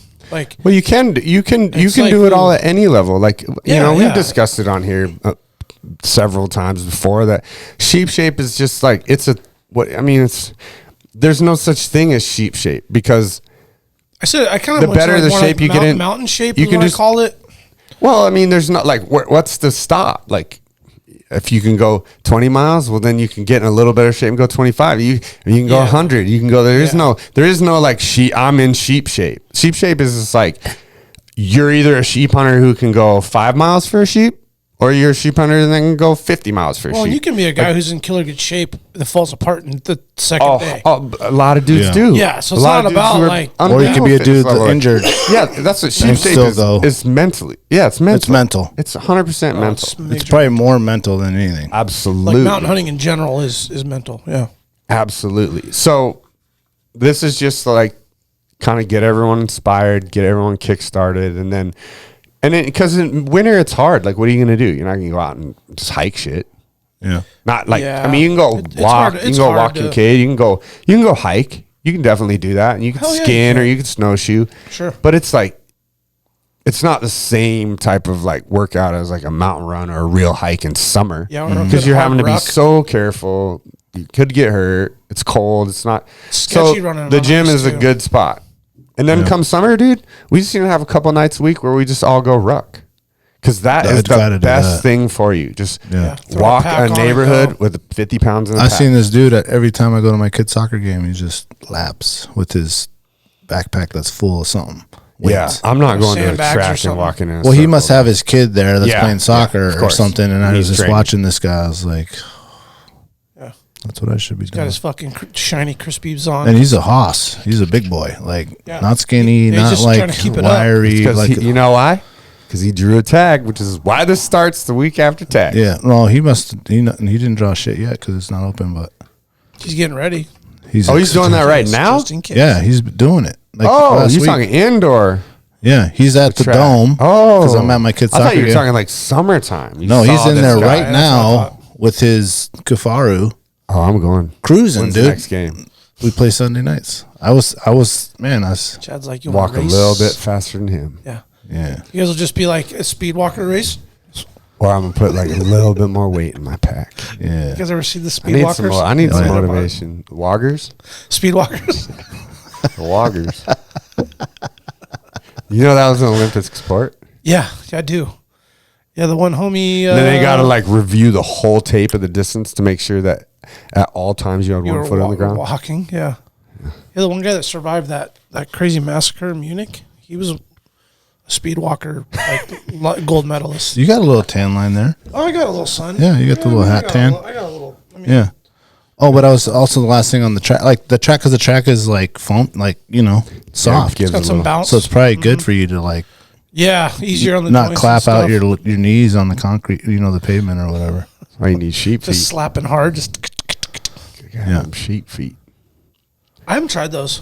We talked about that before. I'm gonna order some. Yeah, I've always just done the. I think I got a little discount card. You do? You can have. Does Kevin have the he's mold one that thing there? Makes those, right? Yeah, Sheep Feet does the custom. Yeah. Yeah, they build. send you a box. You step in. It's probably like fucking hella backed up with pretty orders. quick. It's Is like, it? Well, I mean, it's like 4 weeks. I don't need Oh, it till shit. June. Yeah. Shit, you want to start rucking that track? You might need them next Tuesday, bro. I could use what I got till then. There you go. Let's Probably get it save started. those for the boots. Yeah, I've been pretty. I've been thinking about the elite thing for the last couple of years. My kid's been going there on and off. I got the dry Where's it at? land. Sorry to interrupt. Oh, that's all right. So it's behind the old cars on Diamond. You know where Perfectionist is? Yeah. It's in the same That's Oh, in there? straight Okay, across those from, white- directly okay. across from Perfectionist. Gotcha. It's a nice facility, nice gym. Super everything. nice facility. Seems like he's about ready to blow that up, blow maybe into something bigger though. Maybe, huh? I think he would like to. Yeah. I'm not sure. Depend on if they can get some more in there, but it's super good. I mean they're training a lot of Alaska's best athletes, really, Yeah. All the comp hockey teams and basketball teams. and just like one-on-ones with dudes. There's a lot of mountain runners in there. I mean, Louis Mass kind of started it. It was called Dryland Training. It was over off Huffman, and we would go and. Kind of originated from One hockey, of the guys who I think helped Louis, Louis didn't start Dryland. I'm sorry. I think he didn't own it. But he was running it and started it. And then he left there and he wanted to start his own thing. And I think one of the guys that used to come there and work out with us kind of helped Louis get the doors open. And then now Billy's taking it over because What it Louis is today. on to like coaching and stuff like that in Washington. But it's a good spot, and you guys should just come in and do it. Yeah. The classes are good, and you'll. What do you'll you get wear so though? much. That's what I need to know. A singlet, your wrestling singlet. I mean, key pants, what, Stone Glacier? No, you Oh, get- for the archery? No, I'm saying in archery general. athlete? No, I'm saying Oh, in yeah. general. Oh, I already know that. Chad's you got fully geared up. knee pads, wrestling shoes.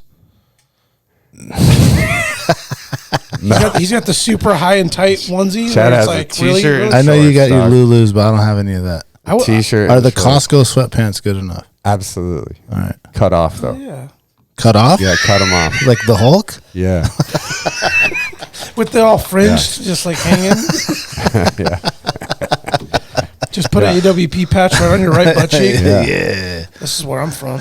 Yeah. And then and you wear your knee-high a socks. sleeveless shirt that's like where the sleeve thing is like All the way down? Yeah, the belt line. Yeah, all the way to the belt line. Boobs just out? Oh yeah, full side boob. full side boob. Yeah, yeah. Oh shit! Can I wear the old soccer bandana thing? You know what I'm talking about? The sweatband? There's one or two of those. Yeah. In there. Yeah, you got to wear. There's one of all spandex kinds liners in there with one of for the legs sure. cut off, so it just covers one leg and then one leg's exposed. Oh, like the basketball dudes?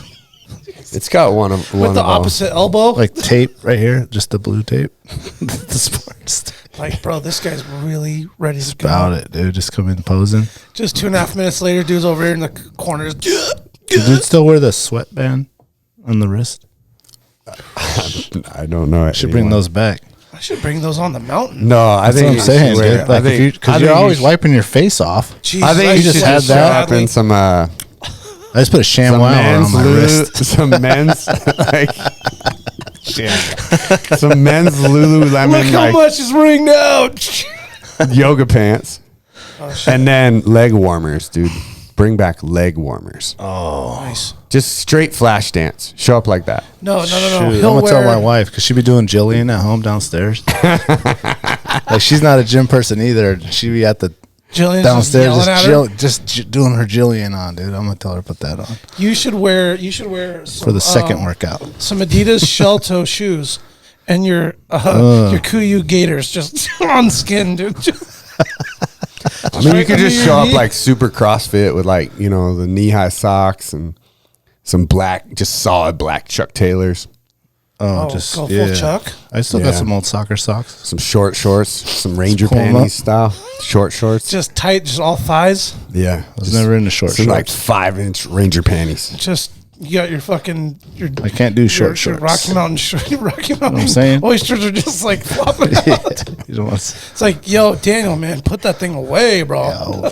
don't work that thing out. It's big enough. We'll be right back.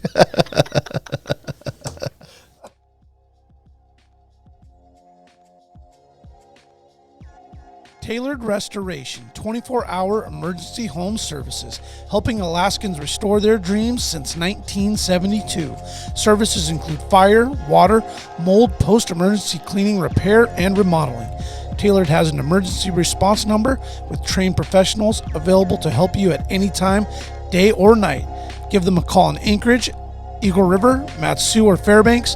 Make an appointment today at tailoredrestorationalaska.com. Since 2008, Serrano's is Anchorage's own new generation of old cocina.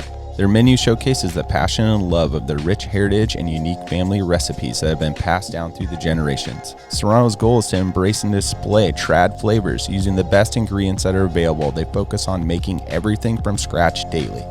In-house menu includes handcrafted corn tortillas, salsas, carne asada, and chorizo.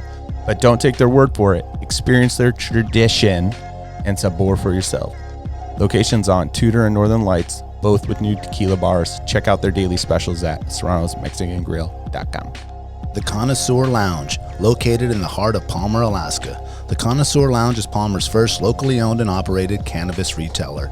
Their beautiful store is located at 226 Evergreen Avenue. The Connoisseur Lounge has exclusive cannabis products such as Snowcap Romance, Aurora Haze, Super Glue, and one of our favorites, Sugar Cookies. And if you're not into the flower, the Connoisseur can hook you up with edibles, vape supplies, and a ton of CBD options for all your health and inflammation needs. Check out their daily deals at theconnoisseurlounge.net, or even better, stop by the lounge today. Remember, you must be 21 years of age to enter their store. There's other places. F45. F45? Where's that at? Or the CrossFit gyms you could do. But F45 is a little probably closer to what I'd even be down to meet Billy's up doing? just like a small group of dudes and do certain little things. Yeah. Even walk the track just go like get- we're talking just go about, get or go on roughed a out. hike. Yeah. we can probably find some other something like stuff. that with Like go swimming Well, that's one what this day. is for. Yeah. Archery athlete, bro. I just think that Good it's, call. I don't know. It's a little intimidating. But it won't be if you go. I promise you. I You what? promise you it will not be intimidating. Yeah. Well, just, it's just not. He just needs an icebreaker. It's Yeah, it's not. just- It's So not. do- so Dude, do I I. got Billy, James Stevens. yeah, I know the dudes all there. I mean, I dig the whole like group thing Billy's because not a I've done gym enough of my own personal training and working out and getting up at 5 a.m. and going to the Alaska Club for a couple months and working out and feeling good. But there's nothing better than like a partner holding you accountable, Yeah, pumping you exactly. up when maybe you're not feeling it, and he's like, "No, motherfucker, you get out here, and get your ass off the couch or whatever." You're not, Yeah. when you're by yourself doing it all the time, you can easily just fold. That's what I did with James. I shamed him into it. Yeah. 100%. Yep. We need some shaming. You want me guys to see the start homie- texting you like I text him Shame, every shame. morning when Do he you- doesn't show do up? you guys Strike see the one. homie on Instagram? Strike two. The guy with the beard. I have to and be the at long work hair? at 7:30. Perfect. Go right from there. 6 o'clock. Damn. What time you go to bed? 11. Oh, okay. Yeah. You guys see the dude on Instagram with the long blonde hair and the beard? He's always like, go to the fucking gym. He's kind of a funny guy. Like he's like a huge. Oh, he's shirtless? influencer. Yeah. Oh, the fucking Liver King idiot. Is that who that is? Not Yeah. Liver King. That's him? Yeah, That's the dude with a Liver King beard, shirtless. Oh, that's him? Oh, I guess I didn't even fucking. Finally admitted that he's been on like No, hardcore steroids. No, for that's a not grip. him. That's not him because. Whole time telling everyone. No, that's not him. I mean, Because he eats raw liver. who didn't think he was? Everyone knew. Like- everyone on the planet knew he was on Yeah. steroids. You Like, ain't just it's eating not a raw surprise. liver and you got. Well, to that's why I there. don't understand why everyone's like mad. Like, you This- didn't know. this You're homie right stupid here. if you didn't think so. Go to the fucking gym 01. This dude. Oh no, I don't know that Viking. Liver. He has one post and one follower. He's following one person. No, that's the wrong. This is him. This is him. That looks like a bot. You need the blue check mark, man. Man, my bad. That's him. But The that's, blue check mark, man. Gained off. Come on, Instagram. Look it up. I don't know who he is, dude. Go to Lions. Oh, while we're on Instagram, can we talk about some serious shit? Because it's been super funny so far. Is this him? Yeah, of course. Do you guys follow Howl? Fucking damn it. How? Howl. Howl? Yeah. HOWL for wildlife. Mm-mm. You need to. Well, it looks like that's the same guy. It's the same guy, but there's a bunch of assholes that are doing his shit. Yeah, he's getting stolen. Yeah. Well, he's fucking hilarious. But so Howl is a not for profit, and they're kind of like BHA, I guess, in a sense, but they're making their goal is to just make everyone aware of like every piece of legislation that's going to affect hunters and anglers. And they start form letters. So all you have to do is go on there and enter your name and email, and you could send letters to these senators in all these places. Because there's a big thing in Oregon right now that it's basically an anti-gun thing, but they're going after hunters. Go to that. Well, okay. Sorry, I'm not focused at all. We're doing a podcast here. Yeah, I know. I was looking at trying to find the homie. I think you said on Instagram, right? Okay, what are we looking at? Instagram, it's on Howl, Instagram. You can go to their HOWL. regular website too, though. HOWL. HOWL. Howl.org right there. Howl for Wildlife. Dude, these guys are doing amazing shit, man. Hit the follow on that. Yeah, you guys definitely need to be following them, and you definitely need to go on and to take action and sign up just so you're getting the emails. Okay. Don't do that. Yeah, you definitely want to do that so because many you emails. need. Can't. I know, but these guys only send it to you when there's like a take action thing. They're not just sending you a bunch of spam. And it takes you 30 seconds to do your part in sending. Like they've killed so many bills. Because right now there's a big anti-hunting movement in the U.S. And it is they're trying to shut down a lot of stuff with fur bans and trophy hunting bans and like New York doing crazy. Like there's a lot of states of banning bear hunting, trying to not allow Montana to make a grizzly bear season, wolf stuff. Like look at all that stuff. Yeah, man, tons of. And these guys are all over it. Really? And so, I mean, it's just, if we're going to be stewards of the land, like we have to take action on this stuff, because if you're not looking, because we're such a minority, man. Yeah. You got, 370 million people in the U.S., and there's like 11 million hunters. That's not much. It's like 2%. 3%. Yeah. A lot of the stuff's in the And so West, they too. easily stuff can be taken away from us. I mean, Canada just like banned any type of semi-auto. That's crazy.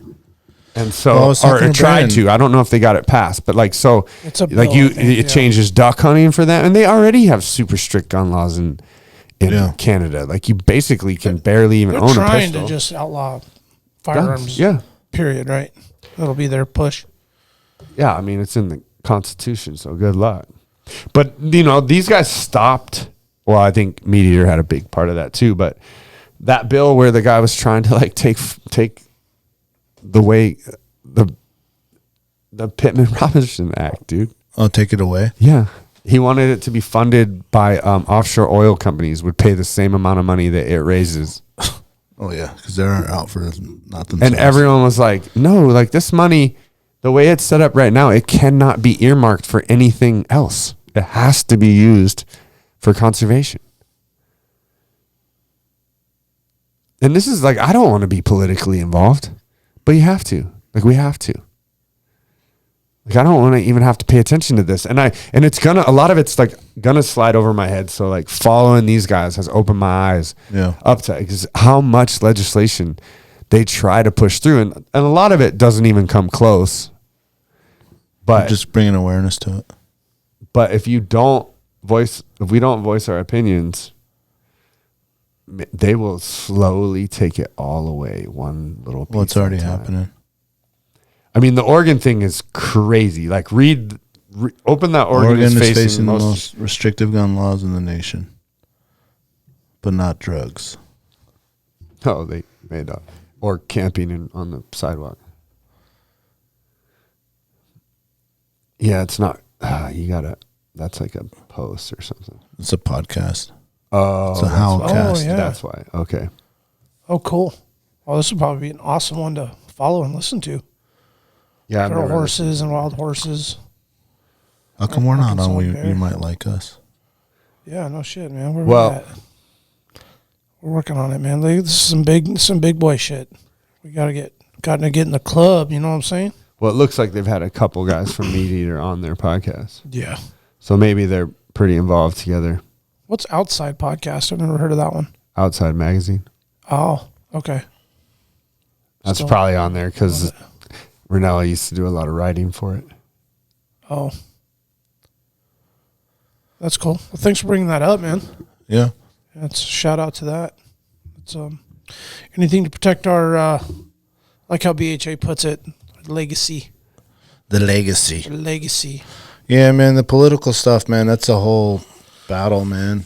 Yeah. And thank you to, the dudes that go after that stuff like BHA and SCI and Wild Sheep and Howl for Wildlife, Alaska Outdoor Council, and there's so many. And when you get into fishing and yeah, because it's depressing to even have to like deal with and look into and all that because like God, it's just such a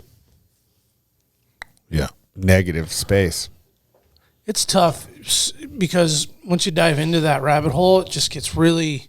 It's like nothing ever comes like good. Oh, it's always just like Pebble Mine got pretty crushed. Oh yeah, pretty Pebble Mine got crushed. Dunzo. It's done. Not happening for the most part. Like it. Basically, how long was that battle? Oh, a long time. About Pebble Mine for like 10 and years. Just speaking of like advocacy and how important it is, like that battle would have been lost if it wasn't for. And it's a real bummer that I don't know his name to give him the credit, but he was one of the richest men in Alaska. He owned a lodge. Oh, it's I forget his name, but I think he owned like one of the water companies here, like Purify Alaska Water or something. Mm. But he was a rich guy, and he passed away unfortunately, and he left several $1 million to continue the fight. Because when he passed away, like a lot of people were worried that like the funding will be gone and we won't be able to. He create that right there. Battle it. He probably did. There you go. He probably did. I mean, what they did as far as just the marketing, the anti-Pebble Mine. Oh man! I mean, because everyone has a Pebble that sticker on their cooler or their car, or the Subaru on their Toyota. Most people 70%. I think most people probably didn't even really have an educated opinion or take on it, but it was just such a major movement. They're like, yep, I'm on board. That can't be good. Because he exposed it. Yeah, he was the original. Because that single man exposed it because it was in his area and he understood what that place means to the world. Yeah. It's one of the I think it is the biggest salmon fishery in the world. Oh, it's the most delicate ecosystem for sure. Renewable resource. Mm-hmm. And you're going to put something in to threaten that, which is scary. And then you had like polls were saying 65 to 70% of the Alaskan population was against it. And then we still had a governor who was still trying to push it through. Yeah. Yeah. And then like you said, the political thing gets weird, but I think it's a huge win as far as Alaska as a whole standing up to that. Excuse me. And, and it actually, the fight kind of being won as far as. Was it Brian Kraft? No, Kraft has. But he has a thing over there, too. Yeah, Sportsman Lodge. Yeah. It was a long battle. I mean, how long ago did Ted Stevens die? I want to say 10 years, but it might be much longer. We might be talking 15. Yeah. No, it might be close. I think. But I mean, he said wrong mind, wrong place. So I mean, it was a thing when he was still here. Yep. Yeah, I didn't hear that. Did that just come down last day or two? Yeah, the EPA vetoed it using the Clean Water Act, and so it is all but completely shut it down. I mean, I'm sure there'll be lawsuits and it'll get drug out again. Sure. Probably drag out for another 10 years, but 2010. But it's pretty it's close 13 to being years gone.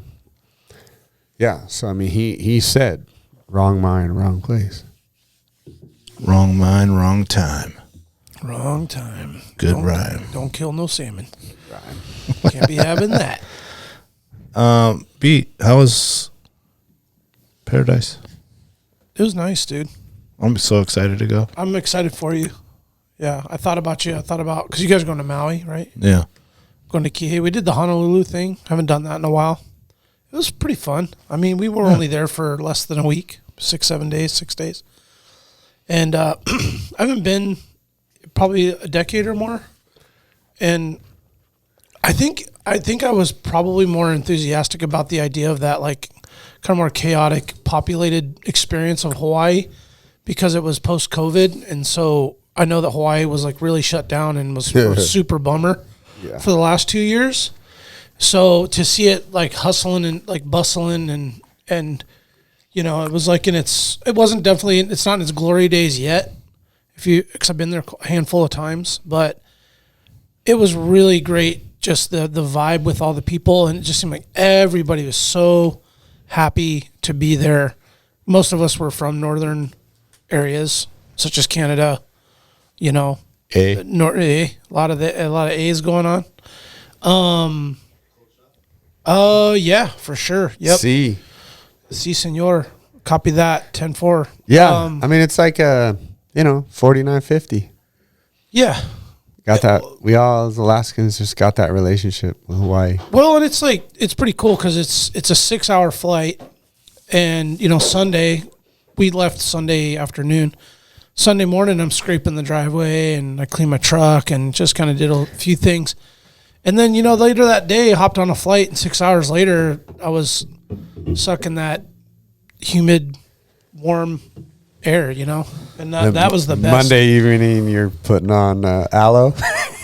It's funny because I don't have much of a tan. I only got a couple of days of good weather to even get a tan, because I do tan really good. But what I did do that I've never done is I put hell of sunblock on, dude. I never do that. Oh. I'm like, I got melanin in my skin, boys. I just, fry and burn and tan later. This would be my thing. Oh, that's what I love to do. Yeah, which is really... It's my plan. Can really, increase your risk for fucking skin cancer. So I strongly advise not to do that. And as I'm getting older, I'm like, man, the skin don't heal as easy. Yeah. Because I've had some catastrophic burns in Hawaii. Oh, yeah. Have you ever had a Mexico burn? Like where you had to crack the... Like my aunt had a spot in Oahu, Aloe plant, an aloe plant outside the house, and they had to lay me down on a cot in her separate bedroom with 2 fans on me, with 2 whole leaves my aunt cracked open and like laid over my whole body as I rotated. See, I don't. I think I get burnt. I get burnt. I got a fever. I got a fever. Oh yeah. I got a fever. I had a fever. I got an. You went full Halle. I had, dude, hallied out. I had like nightmares, dude. It was like the worst. Oh, yeah. It was my body was in malaria. My body was in a state of shock or some shit. Dude. And I realized like, wow, dude, you can get burnt, like really burnt. I'll tell you a story. I'll tell you 2 funny stories that don't have anything to do with Hawaii, but they got to do with sunburns and other shit. It's no joke, man. Had a buddy. We were in high school, and we used to ride Arctic Valley a lot. And we were springtime, Arctic Valley, military side. And you would like sit up top in the snow, whatever, just like super nice out, probably 50 degrees. Yeah. And my boy Leon Belden. Oh, Leon. He took his shirt off and put on baby oil. Oh no! And we snowboarded, and we were snowboarding. So with his shirt on, so you're cold. Like there's wind. Like you ain't, bro. But the UV reflection off of the sun. Oh, you're getting the double sun. His nostrils were burned that dude. Like you know how when you get burnt in Hawaii or somewhere, you get burnt in like a spot, whatever, like your shoulders, forehead, top your of stomach. Your head. You passed out on the beach, something. Nah, this dude, all of him. Because he's hands up. I mean, his armpits were burnt, dog. Like he was blistered, burnt in the sun. Shit. Then my buddy Chris Herkert grew up here his whole life. We go snowboarding in Arizona. We get down the lift, and I'm like, it's crazy. These are all winter. I'm like, bro, we gotta go inside. And he's like, what? I'm like, you're frostbite. And he's like, what? I'm like, yeah, that's what I said. You're from Alaska and you just got frostbite in Arizona, bro.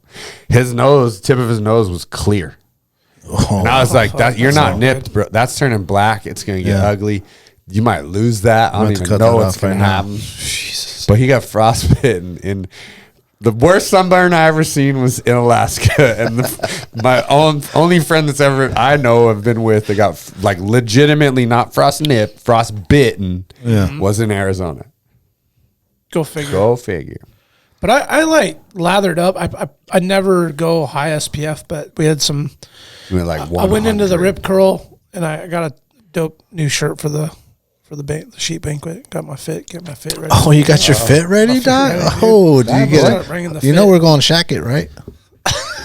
Did you get your Shaka season? I'm going Canadian tuxedo, dog. Oh, perfect. Well, straight denim. I got a cool shirt. Denim on denim. Oh, we are going denim. I'm wearing my denim Shaka. Oh, there you go.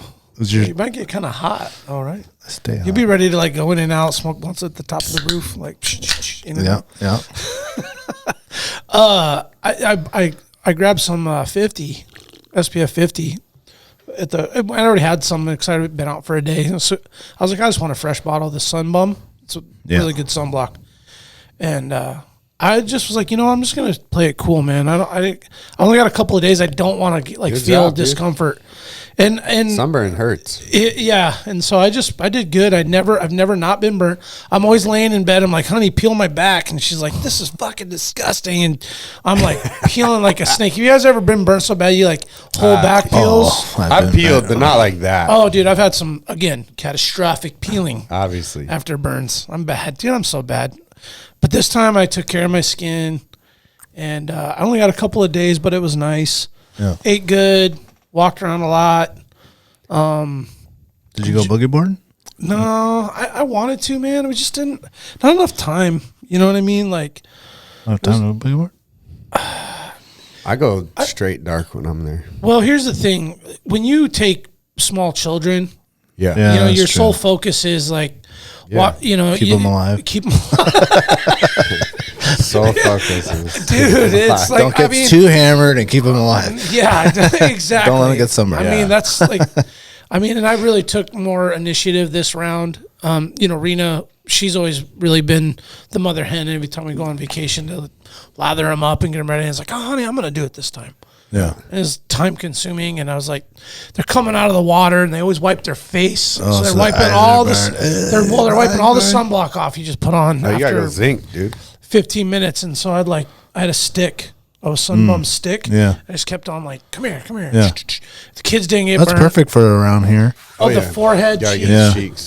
the chin. I even put it on their ears, and then we had their hair in like double braids tight, so their scalp was super exposed. Oh, just one So stripe? I did a Like little mine? strip.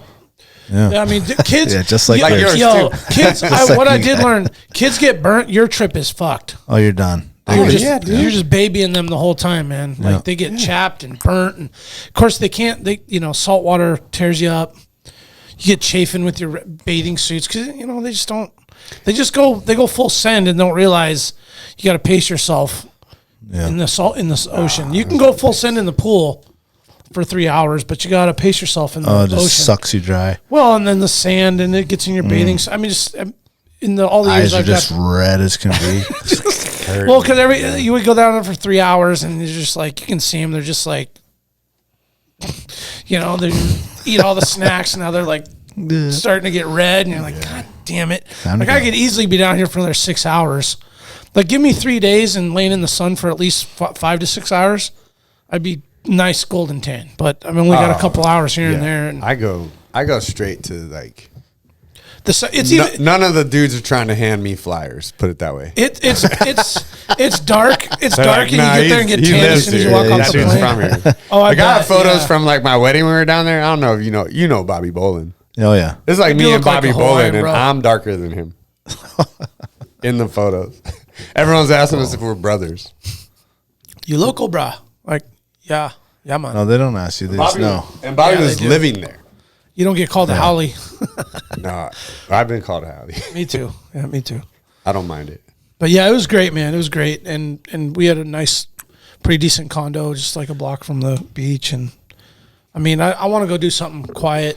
And man, we were talking about earlier. For sure. Yep, I missed the fucking, what do you call it? The Eddie a cow. Aikau. So that's Sunday the 22nd. I think it was the 22nd. For people that don't know, what is that? It's That's the guy who died. Eddie Aikau was like a super famous North Shore lifeguard. He saved over 500 people. Oh, wow. And he was also like a Hawaiian champion surfer. Yeah, they have tons of like And pictures so of him. he did they were doing this like traditional route, like Polynesian paddle, like how the Polynesians got to Hawaii. So like open, real fucking way out ocean, there. traditional paddle in like a double like pontoon boat thing. And the boat capsized in like, I think the 70s. I think it was the 70s. And he decided that he was going to swim for help. Oh, that was Eddie that did that? And Swim to shore. yeah, he was going to swim to try and get everyone in the boat rescued by someone. I've like, seen the I've seen the documentary on that. And he died, right? Doing that? He was never found. They never found. Never his body. found him, yeah. And someone rescued those people, but he went for help, and his body was never found. So they do a surf competition that is like as Hawaiian style as you can get. That is a tribute to him, and it's paddle in only at Waimea Bay, and it's when the waves are the waves have to be the swell has to be the right direction that it's Coming into the firing bay. Waimea, and then the swell has to be like 20 feet Hawaiian, which is Hawaiian measure waves from the back. So faces are basically double that height. So 40-foot waves.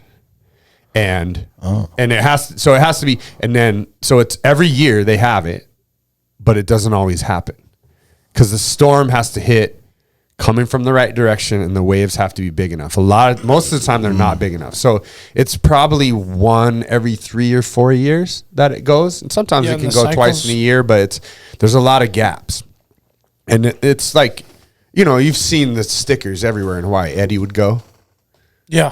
and then Yep, seen him the everywhere. like motto is Eddie would go. Eddie would go.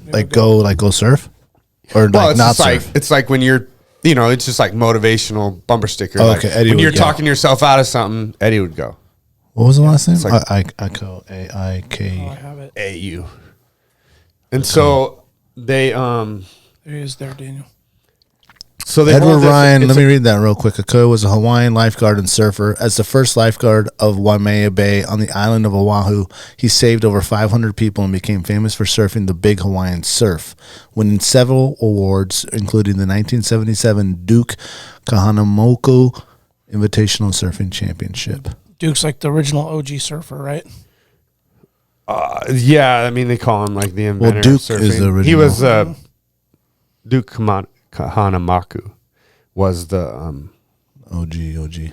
yeah, absolutely. I mean, people like credit him with like being the original surfer, like wooden carved. He's surfboard. so famous in Oahu and Waikiki. Well, yeah, I think he was Dude, he's on governor. every. I think he was governor and He's a god there. yeah, Kahanamaku Boulevard and all that. Yeah. He's a god. But Eddie was, it's a big deal. So that it's an invite only. They Oh, invite, invite only and then surfers? it's like it's December through January, I think, or January through February, or just half of December to half of February. It's like a 2-month period where it could go. So you gotta be just not ready. Yeah, so these surfers are like on call. On call, yeah. And then when the swell looks like it's setting up, they go. And then it's paddle in, and it's just Versus jet ski? yeah. What do you mean? They're not tow in. Okay. It's not being towed in. It's like Jaws. You ever been to Jaws on Maui? That is incredible. I Yeah. definitely plan to take the kids there. That's like a lot of tow in. I mean, North Shore is. I mean, dude, surfing is. I don't know. By far the hardest thing that I've ever done. Yeah, so As far as like athletic type it things. looks so hard. It is hard. I mean, And I snowboard. I've done a lot of wakeboarding. They don't do anything for you surfing. well, what I forgot about Honolulu, Waikiki Beach is how cool the surfing vibe is. I mean, there's locals that are surfing, and I'm sure they're probably annoyed with all the. No, I mean, I don't think the locals in I Waikiki feel like are. They that know has to be they're accepted like there. longboard, 100%. Yeah. They're probably very helpful there. I would like to believe so because there's probably 100 surfers at any given time from Yeah, they don't daybreak care to about sunset. kooks and barneys in the water there. Yeah, because there's newbies out there every day. People go out there, they do a lesson, they're like, I'm ready. Yeah, and those are not like peeling waves. Yeah, They're the like- waves are awesome for that. Yeah, Like I guess I just forgot. slow, low. Yeah, soft. and you can paddle out there in like 10 minutes. Yeah. Well, you, know, walk if you- damn near out there. Halfway, It's yeah, pretty shallow. you can walk out to your neck like almost 1,000 yards. It seems like. Of course, the waves were a pretty good size when I was there, because right there by the hotels they crash pretty damn close. Like Yeah. the pretty decent waves come in right there, for just swimming and like hanging out in the water with Yeah. your 8-year-old. Just wait till we go to North Shore. Yeah, and so I'm watching. Yeah, I can't wait. I was watching all the group out there, and I'm like, man, of all the times in the surf and the whole scenario, it looks like perfect to learn how to surf. It probably is great. I mean, they're small. You get a good ride in, you jump off, you can paddle back out in like a minute, and then try to catch another wave and like rinse and repeat, and then we were just watching these guys before we fired off the show tonight. We're watching this video, and these are guys that are, I'm sure of them, 2 and 3 decade experienced surfers. Some, yeah. And for some sure. incredibly talented young guys, I imagine, that are some of the best in the world. Lenny. They look like they're just learned how to surf, trying to catch some of these monstrous, aggressive, fast waves.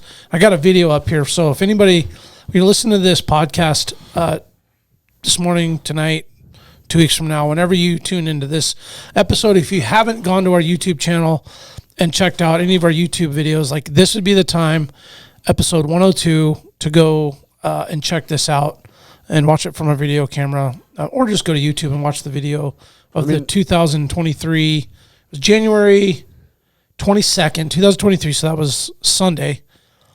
And we just flew in that night, man. What's the video called? We just flew in. This one is called Surfing Massive Waves, Waimea Bay, January 22nd, 2023. And we're Bluetooth, so I think we're going to get some good sound. And I'll go ahead and play it. I think there's going to be some music, ads in but- between. Yeah, it is. What is that, Chad? That's a 40-footer? That's probably not. But 30? the ones that they're going to go for and paddle for those are, they're waiting for set waves. So what we're watching on YouTube are primarily, some of them are... yeah, that's probably 40 they're feet. just paddling out. Look at the guys you can't even see in the bottom right now. They're just hidden. Yeah, in the barrel part. And that's a 11-foot board probably right there. So That's what I'm saying. That's a 40-footer yeah, on the front. Absolutely. Yeah, the drone footage is amazing.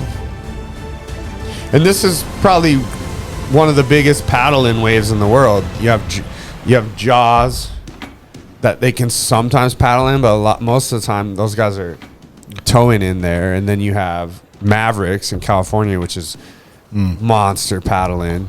But a lot of the biggest stuff, that German guy just set the world record with 115 foot. In Portugal? So this portion that's right here, that's towing. That's all towing. I stumbled across an Instagram video, and I didn't realize what it was at the time, where it was said effing tourist or something like that. Like it was kind of clowning. But this group right here just got washed out. Yeah, the guys get drugged back. So we're looking at a big crowd of people that are up against the beach, up against the there's a wall line of right rocks, there. Just watching. Behind them.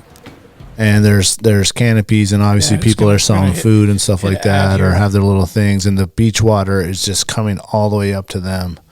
And there's people sitting on cliffs on the side. I mean, this is a massive people. There's thousands of people there. This is a huge event, man.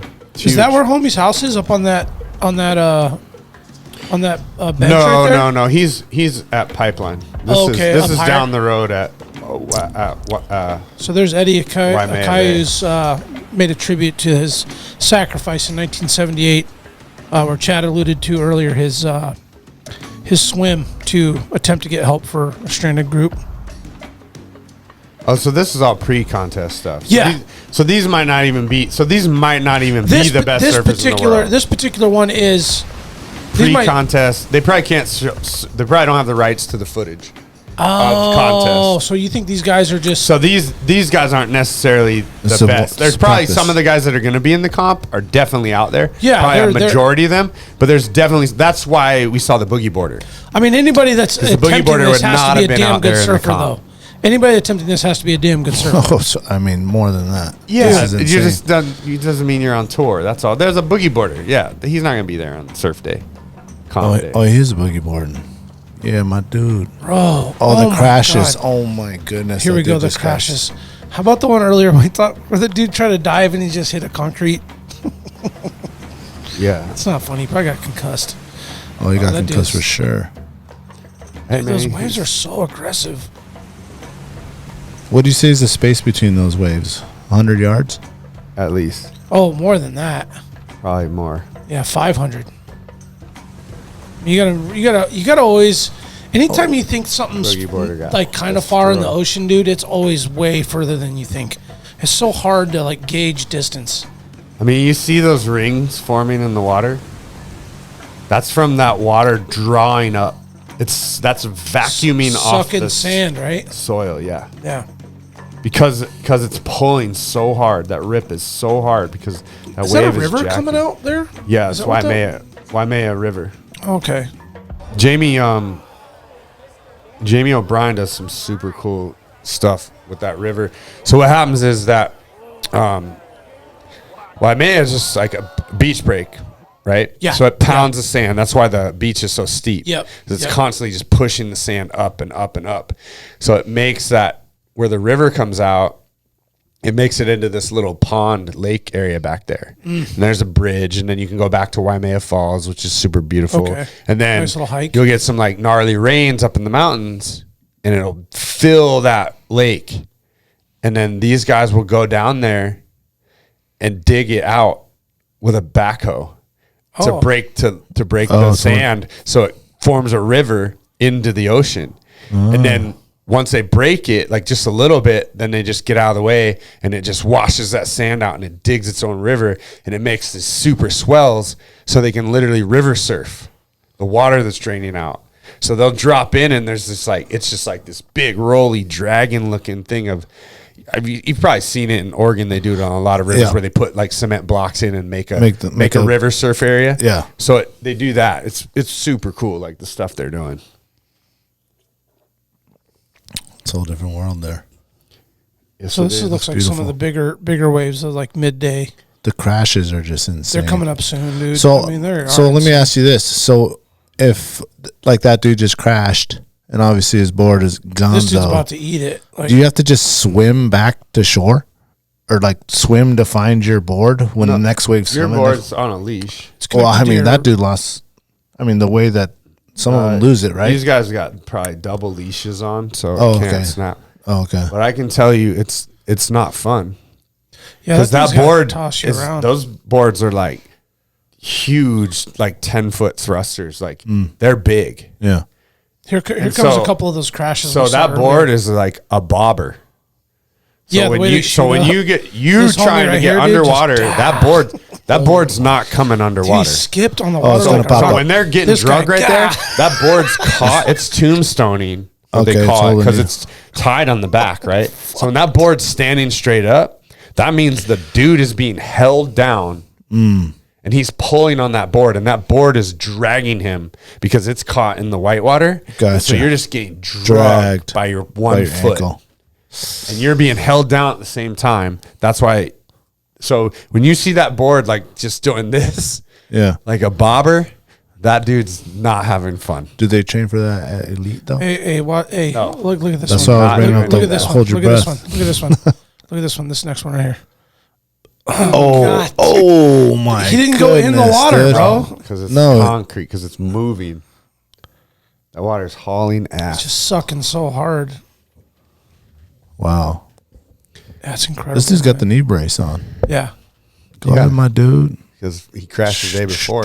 He's already blown his ACL out twice. No, he's got the thing so he can't blow his ACL, like with the line. He's got an airbag on. College. You know, one of the things I noticed is really popular, and I'm sure they've been popular. I just happened to see it.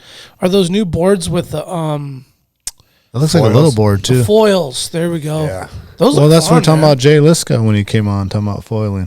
Foiling. Remember? Yeah, he's talking about e-foiling though. It's different. E-foiling is like powered. Yeah. Yeah. It's No, on these dudes it's were on like a lake. Yeah. No, these dudes, and those are crazy expensive. Just follow Kai Lenny on Instagram, bro. You want to see that dude is the new foil master. Duke Kamana-Maku, like straight up full on waterman. Not just an unbelievable surfer. Dude can windsurf. Probably the best foiler out there. He's incredible on a foil board. Windsurfer, paddler, canoeer, like just waterman. It's all around water boy. And just young, unreal. Throws the most ridiculous airs and flips and 540s and big twists. And like it's crazy what he can do on a board. This dude's about to get jacked. Did he make it? I feel like he's not going like sideways enough. No, he has it. You can't go sideways in Waimea, man. You can't. No, you're just trying to outrun the whitewater. Yeah. You can't. That board won't be fast enough down the line.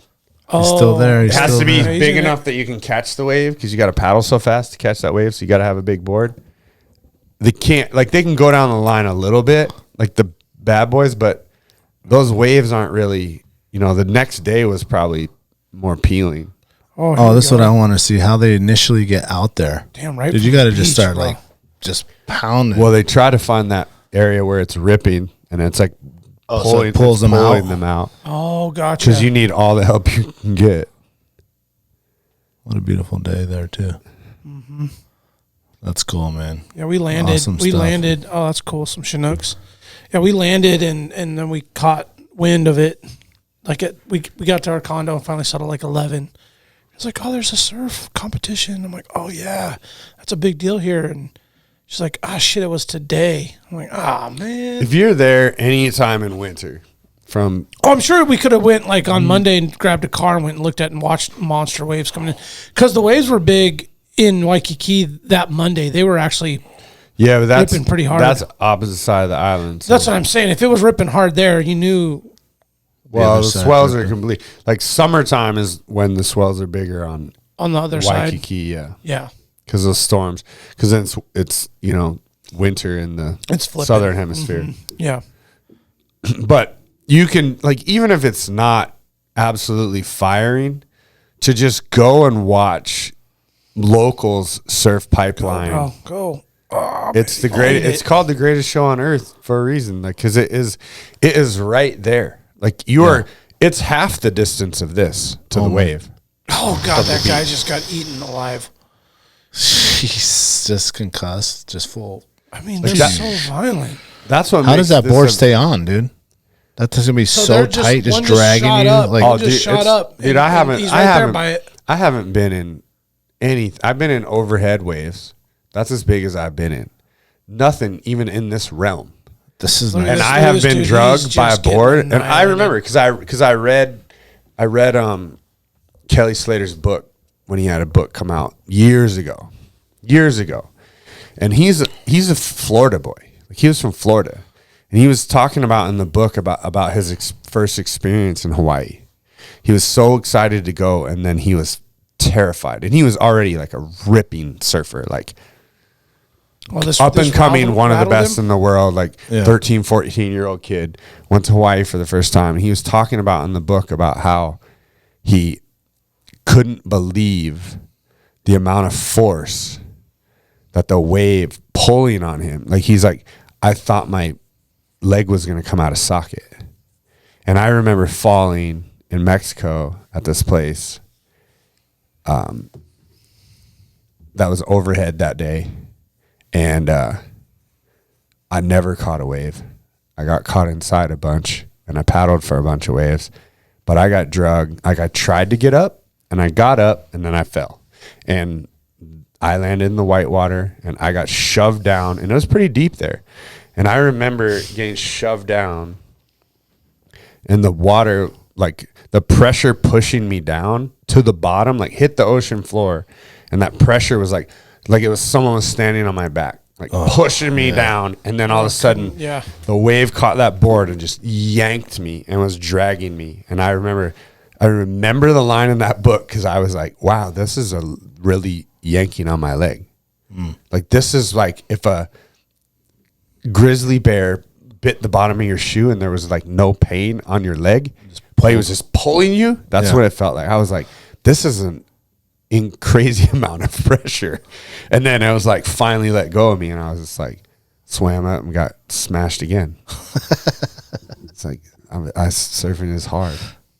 Yeah, it is. I could never get up. I never got up. It's like 90% paddling. Taj was trying to help me. I couldn't do it. Well, I'm committed. I'm committed. I want to go back, and I would love to do a trip with just some adults. Number one, just for the experience. I love the family trip, but I want to go do. Is that a possibility? Could you guys swing that? Yeah, I mean it'd have to be pre-planned in advance, but we could swing it. You know, it's just hard to like, hey, watch our kids for 2 weeks. They got basketball, hockey, school pickups. What if it was a week? That's what I'm saying. Just like that quick week, like 7-10 smash days. Yeah, like exactly. Smash and bash thing. But I was watching it, and I'm sitting there, I'm like, man, I would love to go rent some fins and a boogie board and like go out there and go catch some waves and go ride. You know, we're 100% doing that. Well, in Kihei, you go down to Kiawakapu Beach just down on the right side before it goes up the hill to Wailea, and you'll see it when you get down there. Can't miss it. The waves are like perfect for just like that doing novice, and you can bodyboard even, and it's like so subtle. And the boys can go out there, and you guys can hang out on the beach and watch them swim and play, and like still be in distance to them where you can. Can you do childless? Depends when. Yeah. There's this perfect... Like winter, summer. I mean, winter, spring. I forget what week it is, but there's this perfect window of opportunity, and Daniel's, it's perfect for him too, where there's those in-service days, like going into the third quarter, I think, in February. Is that right? Would that be the third quarter? That's when we're going now. February 17th to the... Yes, there's a week where the kids have basically just bullshit school time, and they're not missing nothing. It's parent-teacher conferences, so you schedule your Zoom or whatever with a teacher, do it later, but... Well, because that's our plan for my birthday next year is to do that at my boy's house, and we could definitely it would be like a lot easier at that place without kids. Plus, it's like North Shore that time of year is, it's not kid friendly. No, I mean, you can definitely go to beaches and kids will have fun and they're totally safe. Oh, yeah. Go to some of the other beaches, yeah. Just to like we'll go out like at night, like under the moonlight. And right in front of the house is like pipeline. But we're off to like lookers left of the break. And so you're kind of in between it and another break that's a little bit further down the beach to your left. And we can go out there and it's like there's a super good spot right in front of the house. It's like no reef. It's all sand. And we can get out to where we're in the waves. And it's like up to your neck. You know, you can touch the bottom and then it swells up and you can't touch. And then we can like duck dive those big waves when they come in and just like you get to just duck dive. It's probably fun. And just feel the power and there's no rip. So you're not like, you just are kind of like bobbing up and down and you get pushed in 10 feet, you get pulled out 10 feet, but it's not like ripping you out. It's not dangerous at all. Yeah. Anyone can do it. Yeah. And just like to get out there and feel like just like duck diving that. It's like ripping over your back and feeling the power is like just that in itself is like cool. Yeah. I've done a lot of ocean stuff. My dad and his brothers are deep into getting out there. So they would take me as a kid. Yeah. I mean, as like teenager and all that and get in, I mean, Florida stuff. It can get sketchy. Oh, yeah. It can get sketchy for sure. Like I've had a lot of Hawaii, scares. like, because we used to go to Hawaii all the time. And I would just go. I mean, I told you guys the river crossings. It was just like something we did. Like water, let's go. Yeah, jump in. You're see drawn what's to about. it. Yeah. Well, it's just, you get rolled up in a wave once or twice and you're like, oh shit. It's good for you. It's a very interesting feeling to be just a piece of matter rolling around. Yeah, it's good for you. It reminds you like you can't, this thing will just turn you into, Doesn't chew care you up about and you. spit you out and you're just a microcosm of nothing. It's humbling. You gotta stand up your nose. I'm not afraid to hide. Your boxers around your ankle. You're just like, I'm comfortable on steep stuff. I'm comfortable. The water is by far the most the ocean to me is terrifying. Mm-hmm. I enjoy it. I love being in it. I love swimming in it. I love trying to playing in the my waves. best at all the stuff you do in it. Spearfishing, surfing. I love to attempt them. I can't do any of them for shit. And I'm terrified pretty much the whole time. Even snorkeling, man. It takes me like I do not like snorkeling. a couple days to get used to the breathing. Before I'm like can calm down enough that I'm enjoying breathing through that. And I mean now I'm like a lot quicker to it because I've done it a bunch, but it's all about that relaxation, right? Like just like you just gotta Maybe be I like need one to with try it again. It's just with that like mindset too, because I love it. I've had horrible experiences. Well, the key is too, man, is like you gotta just buy your own equipment or at least a snorkel and buy a super good snorkel that doesn't take on water when you dive. Like they have a float valve that closes. Because that's a major key, dude. Because if you got like, you're just out there with the straw snorkel and every time the wave splashes over, it's filling up with water. And you don't know how to like clear that. Out and it's like, it's stressful. And then you got to pick your head up. And every time you pick your head up, like it's just dipping it back in. Yeah. So you got to just stay in it. I love snorkeling. It's really, man. I do too. I've done some real good snorkeling. I love it. I've been going deep. I had an issue for a while that I had a hole in the eardrum, and so like it was difficult for me.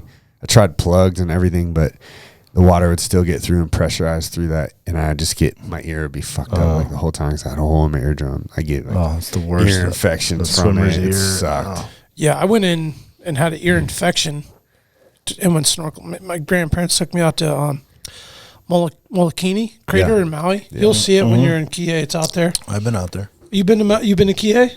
I've been to Maui like, I don't know. Oh, okay. I thought you said you hadn't been there. I never stayed in Kihei. Oh, okay. I've been to Maui lots of times. Okay. Well, I would say lots. Like when you're in Kihei, off to the left side, Molokini Crater's out there. Mm-hmm. Dormant volcano tip sticking out. And it's just the most amazing. Not anymore, I heard.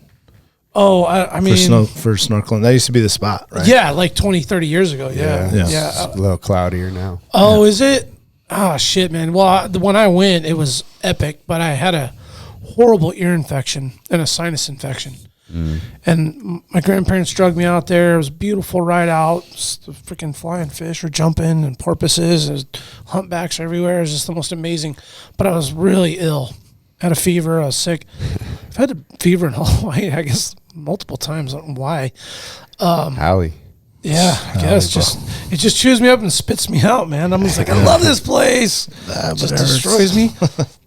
Anyway, we went out there, man, and I jumped in the water, and it's very vast. It's open. It's not just like you go off the beach into the reef, 100 yards offshore, and snorkel around and see some aquarium fish. It's like, no, there's fucking sharks. Yeah, there's giant, not groupers, but those big, fucking huge fish down there.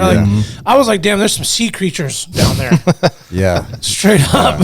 And I quickly was like, oh wow, this is like pretty major. And relax, it's safe, it's good. And I ended up full panic. I got like 400 or 500 yards away from the boat. I've done that, and I freaked the fuck out. There's Guy has to nobody come around out me with the surfboard. No, I went out. I came back myself, and I just freaked myself out. And then I tried it a couple other times. Yeah. And I cut my finger on a fish, and I don't know. I just had some weird shit where I was like, you know what, man? Nah. Yeah, you need a good experience. Well, I haven't done it since I was an adult, though. That's man. No, I mean, I think the last time I did it was I was like 16. Oh, you're grown now. That's like 100 years ago. It is. Yeah. It's a long time You're ago. grown now. And I'm like way more confident in myself. You guys didn't go snorkeling? What's you that? got the little kids. Man, you're just so limited. It was like we were just doing everything that was like easy for them to enjoy for several hours. Yeah. And we just catered around that. And it was easy that way. You go to the zoo? Nah, we were going to. It was like, it's cloudy. We got some rainy days, and I was telling folks today, I've been there, I don't know, maybe like 10 times I've been to Hawaii in my life, which I think is a fortunate thing if you've ever been to Paradise that many times. Yeah. And I've never had bad weather. I mean, every time I've ever gone, like forecast will show shit, and then the next day it's just perfect. 82 and sunny. Every time. Perfect. Yeah, and I was like, one of these years, man, you're going to go and you're going to catch the rains. Just some shitty weather. And I've been there in some torrential rain. And it rains hard, dude. Flooding. And Corman went with his family for Reagan, his daughter's 16th, Sweet 16. They went back to Kihei, Wailea area, and they had the surf surge so high up, Kiawakapu was slamming up on the wall of the parking lot. Yeah. Oh, wow. And we have never seen it like that. So some wicked storm came up, and then it just cut the bank down. So it was like a fucking ramp. Yeah. And, Oahu, Waikiki was like that. It was very steep, very close up to the resorts. So I think like maybe a month ago or so, maybe Storm a little longer, in. something came in heavy right there and Sand's slammed got to it. get all pushed back. Mm-hmm. It'll all settle back down and do its thing. It's cool if their wells are there and you put your head under the water. You can hear them. Yeah, we didn't see them. They weren't in the area yet. No. That's a February-ish type. They might have been, but it's Waikiki's so loud and there's like a billion boats out there. And yeah, Valentine's is like when the whole whale watching. Yeah. The whole whale You're gonna see 'em event. probably Like there's when a big you whale convention there. Like it's around Valentine's. Yep. That's why like if you go to Maui, you can't even find a place to stay. Pretty much. You can, but it's going to cost you. Yeah. Well, It's gone up yeah, too, man. because of the whole insane, whaling dude. thing. Like it was super difficult when we went there. It was like $600 But I like a night. Kihei. Yeah. That's my favorite spot. I never stayed in Kihei. It's more local. It's more I always stayed on the other cooler side. feel. When was the last time you've been To Maui? to Kihei itself? Because it's not We haven't as gone to Maui in local as it probably used to be. 5 or 6 years. Oh, it's the same then. Yeah, it's not that much has changed. Well, it's just not like Lahaina where it's just a bunch of rich tourists. Yeah. Yep. Yeah, a lot of Canadians, eh? Yeah. All over the place. A lot of Canadians. You're right, though. Once you go South Kihei and you come back north, it gets more local. Yeah. You Right can there. hunt on Maui. You can. Mm-hmm. Well, you're talking about That's an adult The trip. axis deer. That's an adult What are we trip. talking about? The Pig. boat? Now, I'd the be boat down to do trip? an adult trip like that. Well, that was my thought. I would love to plan a trip where now I want to throw snorkeling back in there because I want to break my fear. We're taking my boat. We'll have it. We're Yes. hooked up. So I'd like to border surf, snorkel, party at a club. I'd love to go to a club. That'd be fun. Club? I want to go club. And you're picking Hawaii for the club? Like, how about Vegas or Atlanta? No, I caught on to a couple that were in Honolulu that looked dope. No, nothing about a club. And they're the club, and then there's the one underneath. The underclub? The underclub. Undertow? The club in the club. Got you. Right? Are you trying to hit a club up? Trying to hit the club up, man. Oh, shit. I'm trying to just unbutton my shirt to like my Regina, belly button. you hearing I this? just don't have those kind of clothes when I'm in Hawaii, I guess, for clubbing. Just don't wear a shirt at all. Oh, just go full tat. They allow that? All right. Yeah. Jamie will be like, get off them, girls. Get off them. Yeah. And they'll be like, sir, put your shirt on. Spearfishing? No, just the definitely spearfishing. like just doing more adventurous stuff. And I want to go on a hike. Like I want to go on a hike. I'm like, man, I just want to do some different shit. Yeah. I'm down. Like I can definitely go for 2 weeks in Kihei and just go to the beach every single day. I like to do stuff. Drink, too. Fishing, beer the whole time. And love to spearfish. I'm gonna go to the Big Island. My buddy. Yeah, I got some Big Island hookups too. Oh, I was talking about certs. So I was like, I want to get a bow cert. And like, you only need it for draws, which you're right. But that's a place where it's crazy because it's super easy to just, I don't want to say there's like hunting licenses even in Hawaii, but you have to have a hunter's education certificate. You do? You do. In Hawaii? Yes. In the state of Hawaii, it requires a hunter's education. Yeah, you do. Cert, which is from any state, depends any place. Who you're with or where you're going, I guess. Well, that too. Yeah. My guy didn't tell me that. I'm not going to mention his name. So I ran into my neighbor, John, and him and his family were headed over to Kona. We were just right next to each other in the gates there. And he's like, yeah, we're going to Kona, family trip. He's still there. He's there for 3 weeks. He shows a picture of his buddy. They had 3 Rangers side by sides on Kona, 122 deer in a day. Bro. Is that necessary? They're hunting with rifles.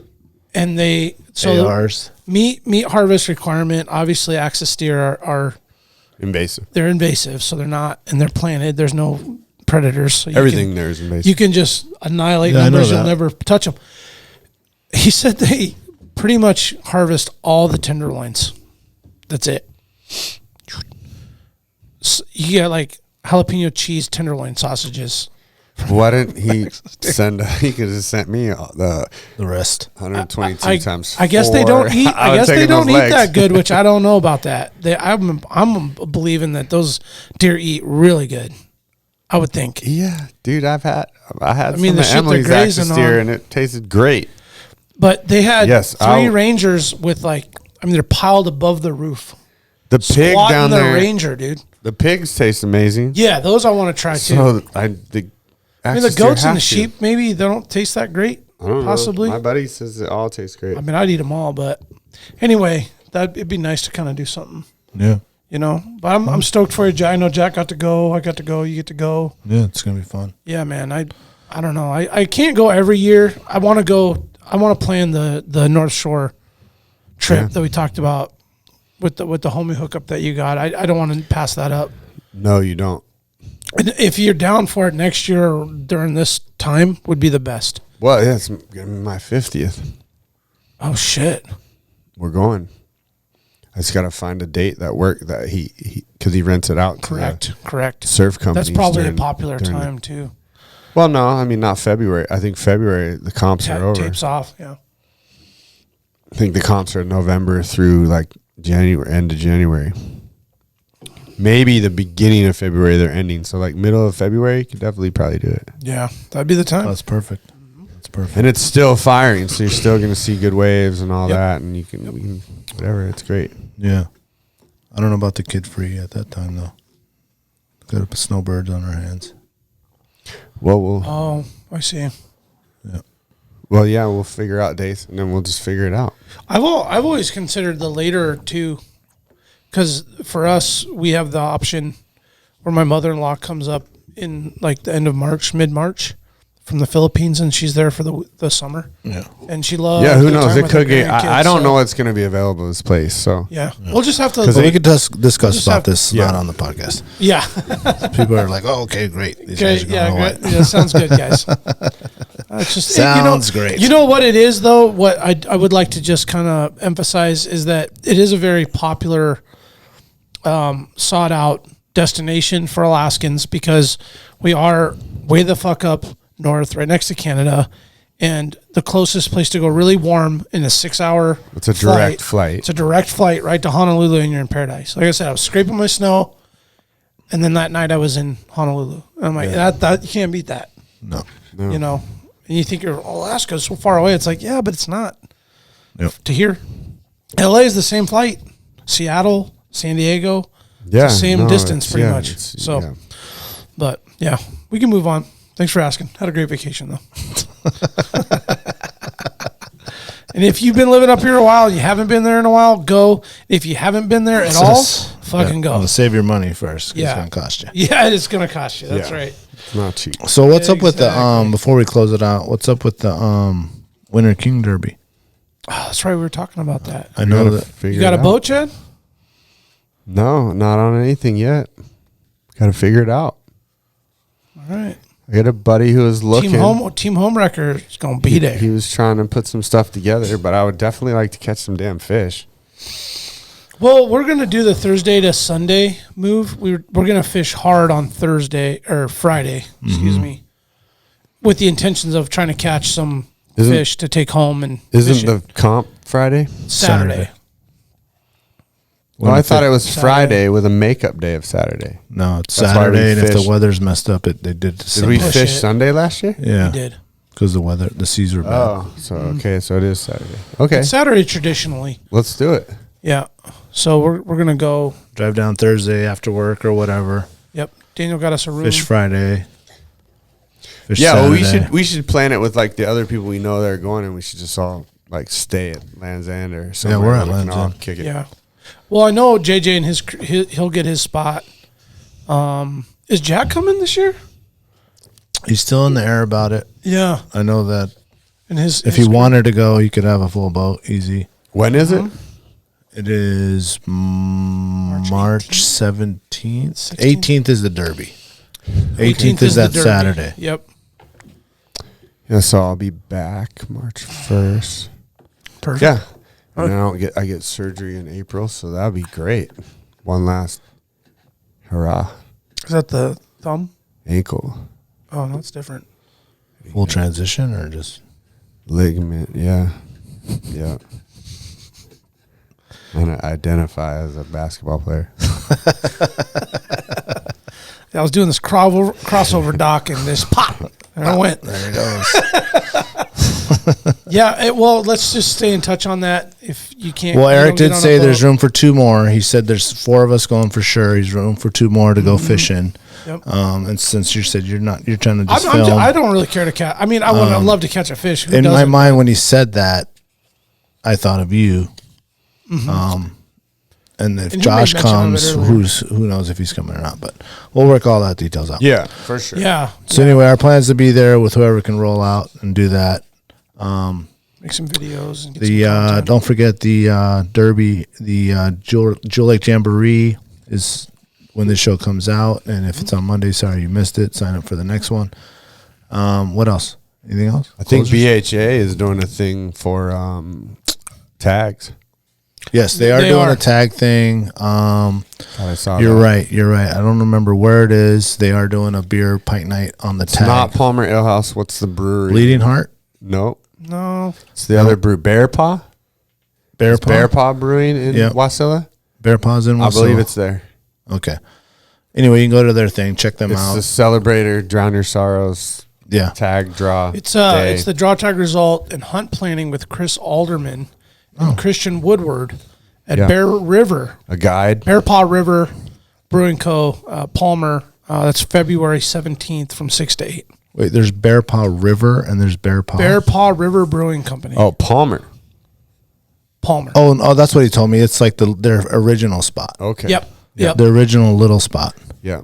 And they built And, the new one in That'll Wasilla. be cool. And that's going to be a pint night. It's kind That's of what they I'm in do. Hawaii. That's like the 15th. When is that? It's the 17th. Oh, yeah, that's the day I leave. Yeah. Friday the 17th. Yep. Yeah. So it's going to be that day. Everybody's going to find out if their hearts are full of joy and love and luck, or just straight despair. Despair. It's gonna be a happy day for me. I know you're gonna probably draw everything you wanted. Somebody just get that farewell buffalo so we can do that epic bison? fucking snow machine ride in and go kill a buffalo. That'd be the shit. It's bison. Bison, excuse me. My wife's gonna draw the Chugach sheep. That's gonna be exciting. Oh. Just putting that into the ethos. Okay. Just want to make sure that happens. Okay. She's just going to kill a 43-incher and just drop the mic. Dude, I don't even care. If she can't make it, I'll identify as your wife. Well, I'm gonna identify as my wife if she can't make it, bro. It's like, Chad, I remember your wife being a lot hotter than that. What's going on here? Next time you Google the connoisseur, it'll say women owned. 8A. We got a lot of good shows coming up, guys. We have Gary Weaver from the Salty Hunter podcast coming up. Full slate, man. We have David Brophy, who's going to talk about that farewell bison float that he did archery style coming up. We got John Gadick, I'm not sure, from the Brooks Range Council. We're going to talk about the No Road to Ambler stuff. We have some photographers coming up, Jerry Herod, Meg Smith, awesome girl. Brian McKinnon from Pack Back is coming in. Adam Cuttrell from Cuttrell from Fishhound Expedition. Tyler, another photographer. Rome Wild is his thing. Kevin from Long Range Shooters of Alaska. Logan Wicken. We got tons of he's a snow machine guy. Yeah. Tons of things coming up. Puts us halfway If you ever through think April. of somebody that would be good for the show, shoot us a message, an email, whatever. Or if you're a listener and you got something that you want to talk about, come on, give us a call, hit us up. Yep. Message, email. Thank you for supporting all the sponsors. We appreciate that. Thank you for the Patreon members. Patreon.com/Alaska Wild Project. AlaskaWildProject.com for anything that you want to buy as far as hoodies and all that stuff. We did get some new stuff in. There should be some supply there. We got new hats coming in, bunch of stuff. We're always getting new stuff. Anything else? Thanks for coming in tonight, Chad. Absolutely. Yeah, man. Look out for the archery athlete. I think it's going to be a cool thing, and I think Good if we call. get a good turnout, Mm-hmm. Billy can expand on it, and then maybe we can have some events, and we can turn it into something just fun and cool to do with archery. Oh, I think that's amazing. And that is elite.ak on Instagram. Check for that. There'll be a flyer and the sign up and all that stuff, I'm assuming. Yep, I believe so. Right on. Mahalo to the listeners, baby. Get that Hawaii plug in. Mahalo. Stay wild, Alaska, right? Stay there wild, you go. baby. How do you say stay wild in Hawaii? Stay wild. Huh? That's how they say it. How do they say it? Stay wild? Oh, wait. Stay wild, brah. There we go. Stay wild, brah. You remember my speaking to you of what I call your overcautiousness. Are you not overcautious when you assume that you cannot do what the enemy is constantly doing? The Alaska Wild Project podcast is brought to you by the following sponsors. Barney's Sports Chalet, supplying hunters with the best hand-selected gear since 1963. The exclusive home of frontier gear built for the rugged Alaskan terrain. Your one-stop shop for all your outdoor needs.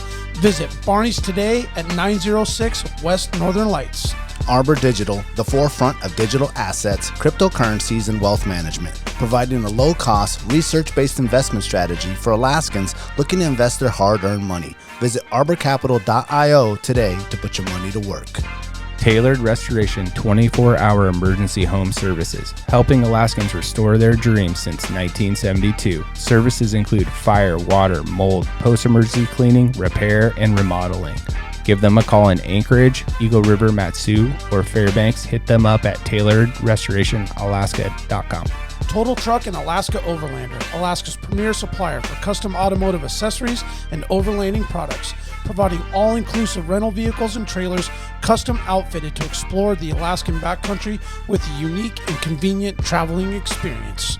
Serrano's Mexican Grill, 2 locations, one on Tudor, one on Northern Lights. The Northern Lights location has their new tequila bar. Check it out. Also see their daily specials at serranosmexicangrill.com.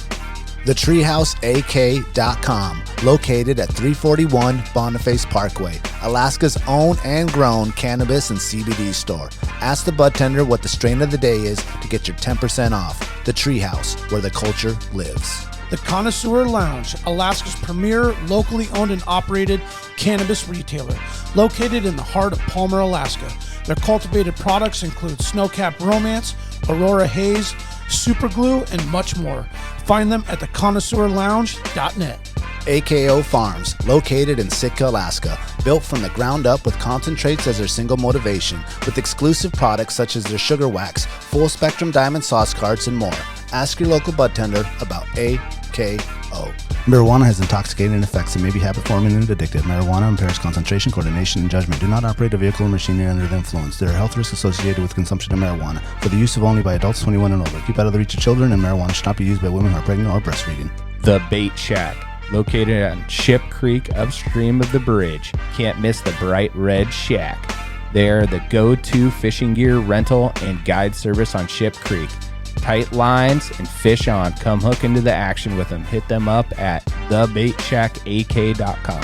Snow Pro AK, your snow and ice management company specializing in business and residential properties. They know what it takes to keep your property presentable and safe. Give them a call for a free estimate at 280-7098 or visit lawnproak.com.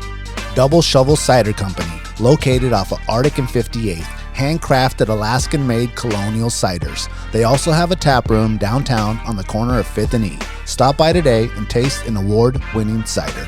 The Alaska chapter of Backcountry Hunters and Anglers. BHA is the voice of our Alaskan public lands, waters, and wildlife. Their goal is to uphold our hunting and fishing legacy while keeping our public lands wild. Stand up today and join BHA at backcountryhunters.org. Should you not claim to be at least his equal in prowess and act upon the claim? I say try. If we never try, we shall never succeed. This proposition is a simple truth, and it's too important to be lost sight of for a moment. If we cannot beat the enemy where he now is, we never can. It is all easy if our troops march as well as the enemy, and it is unmanly to say they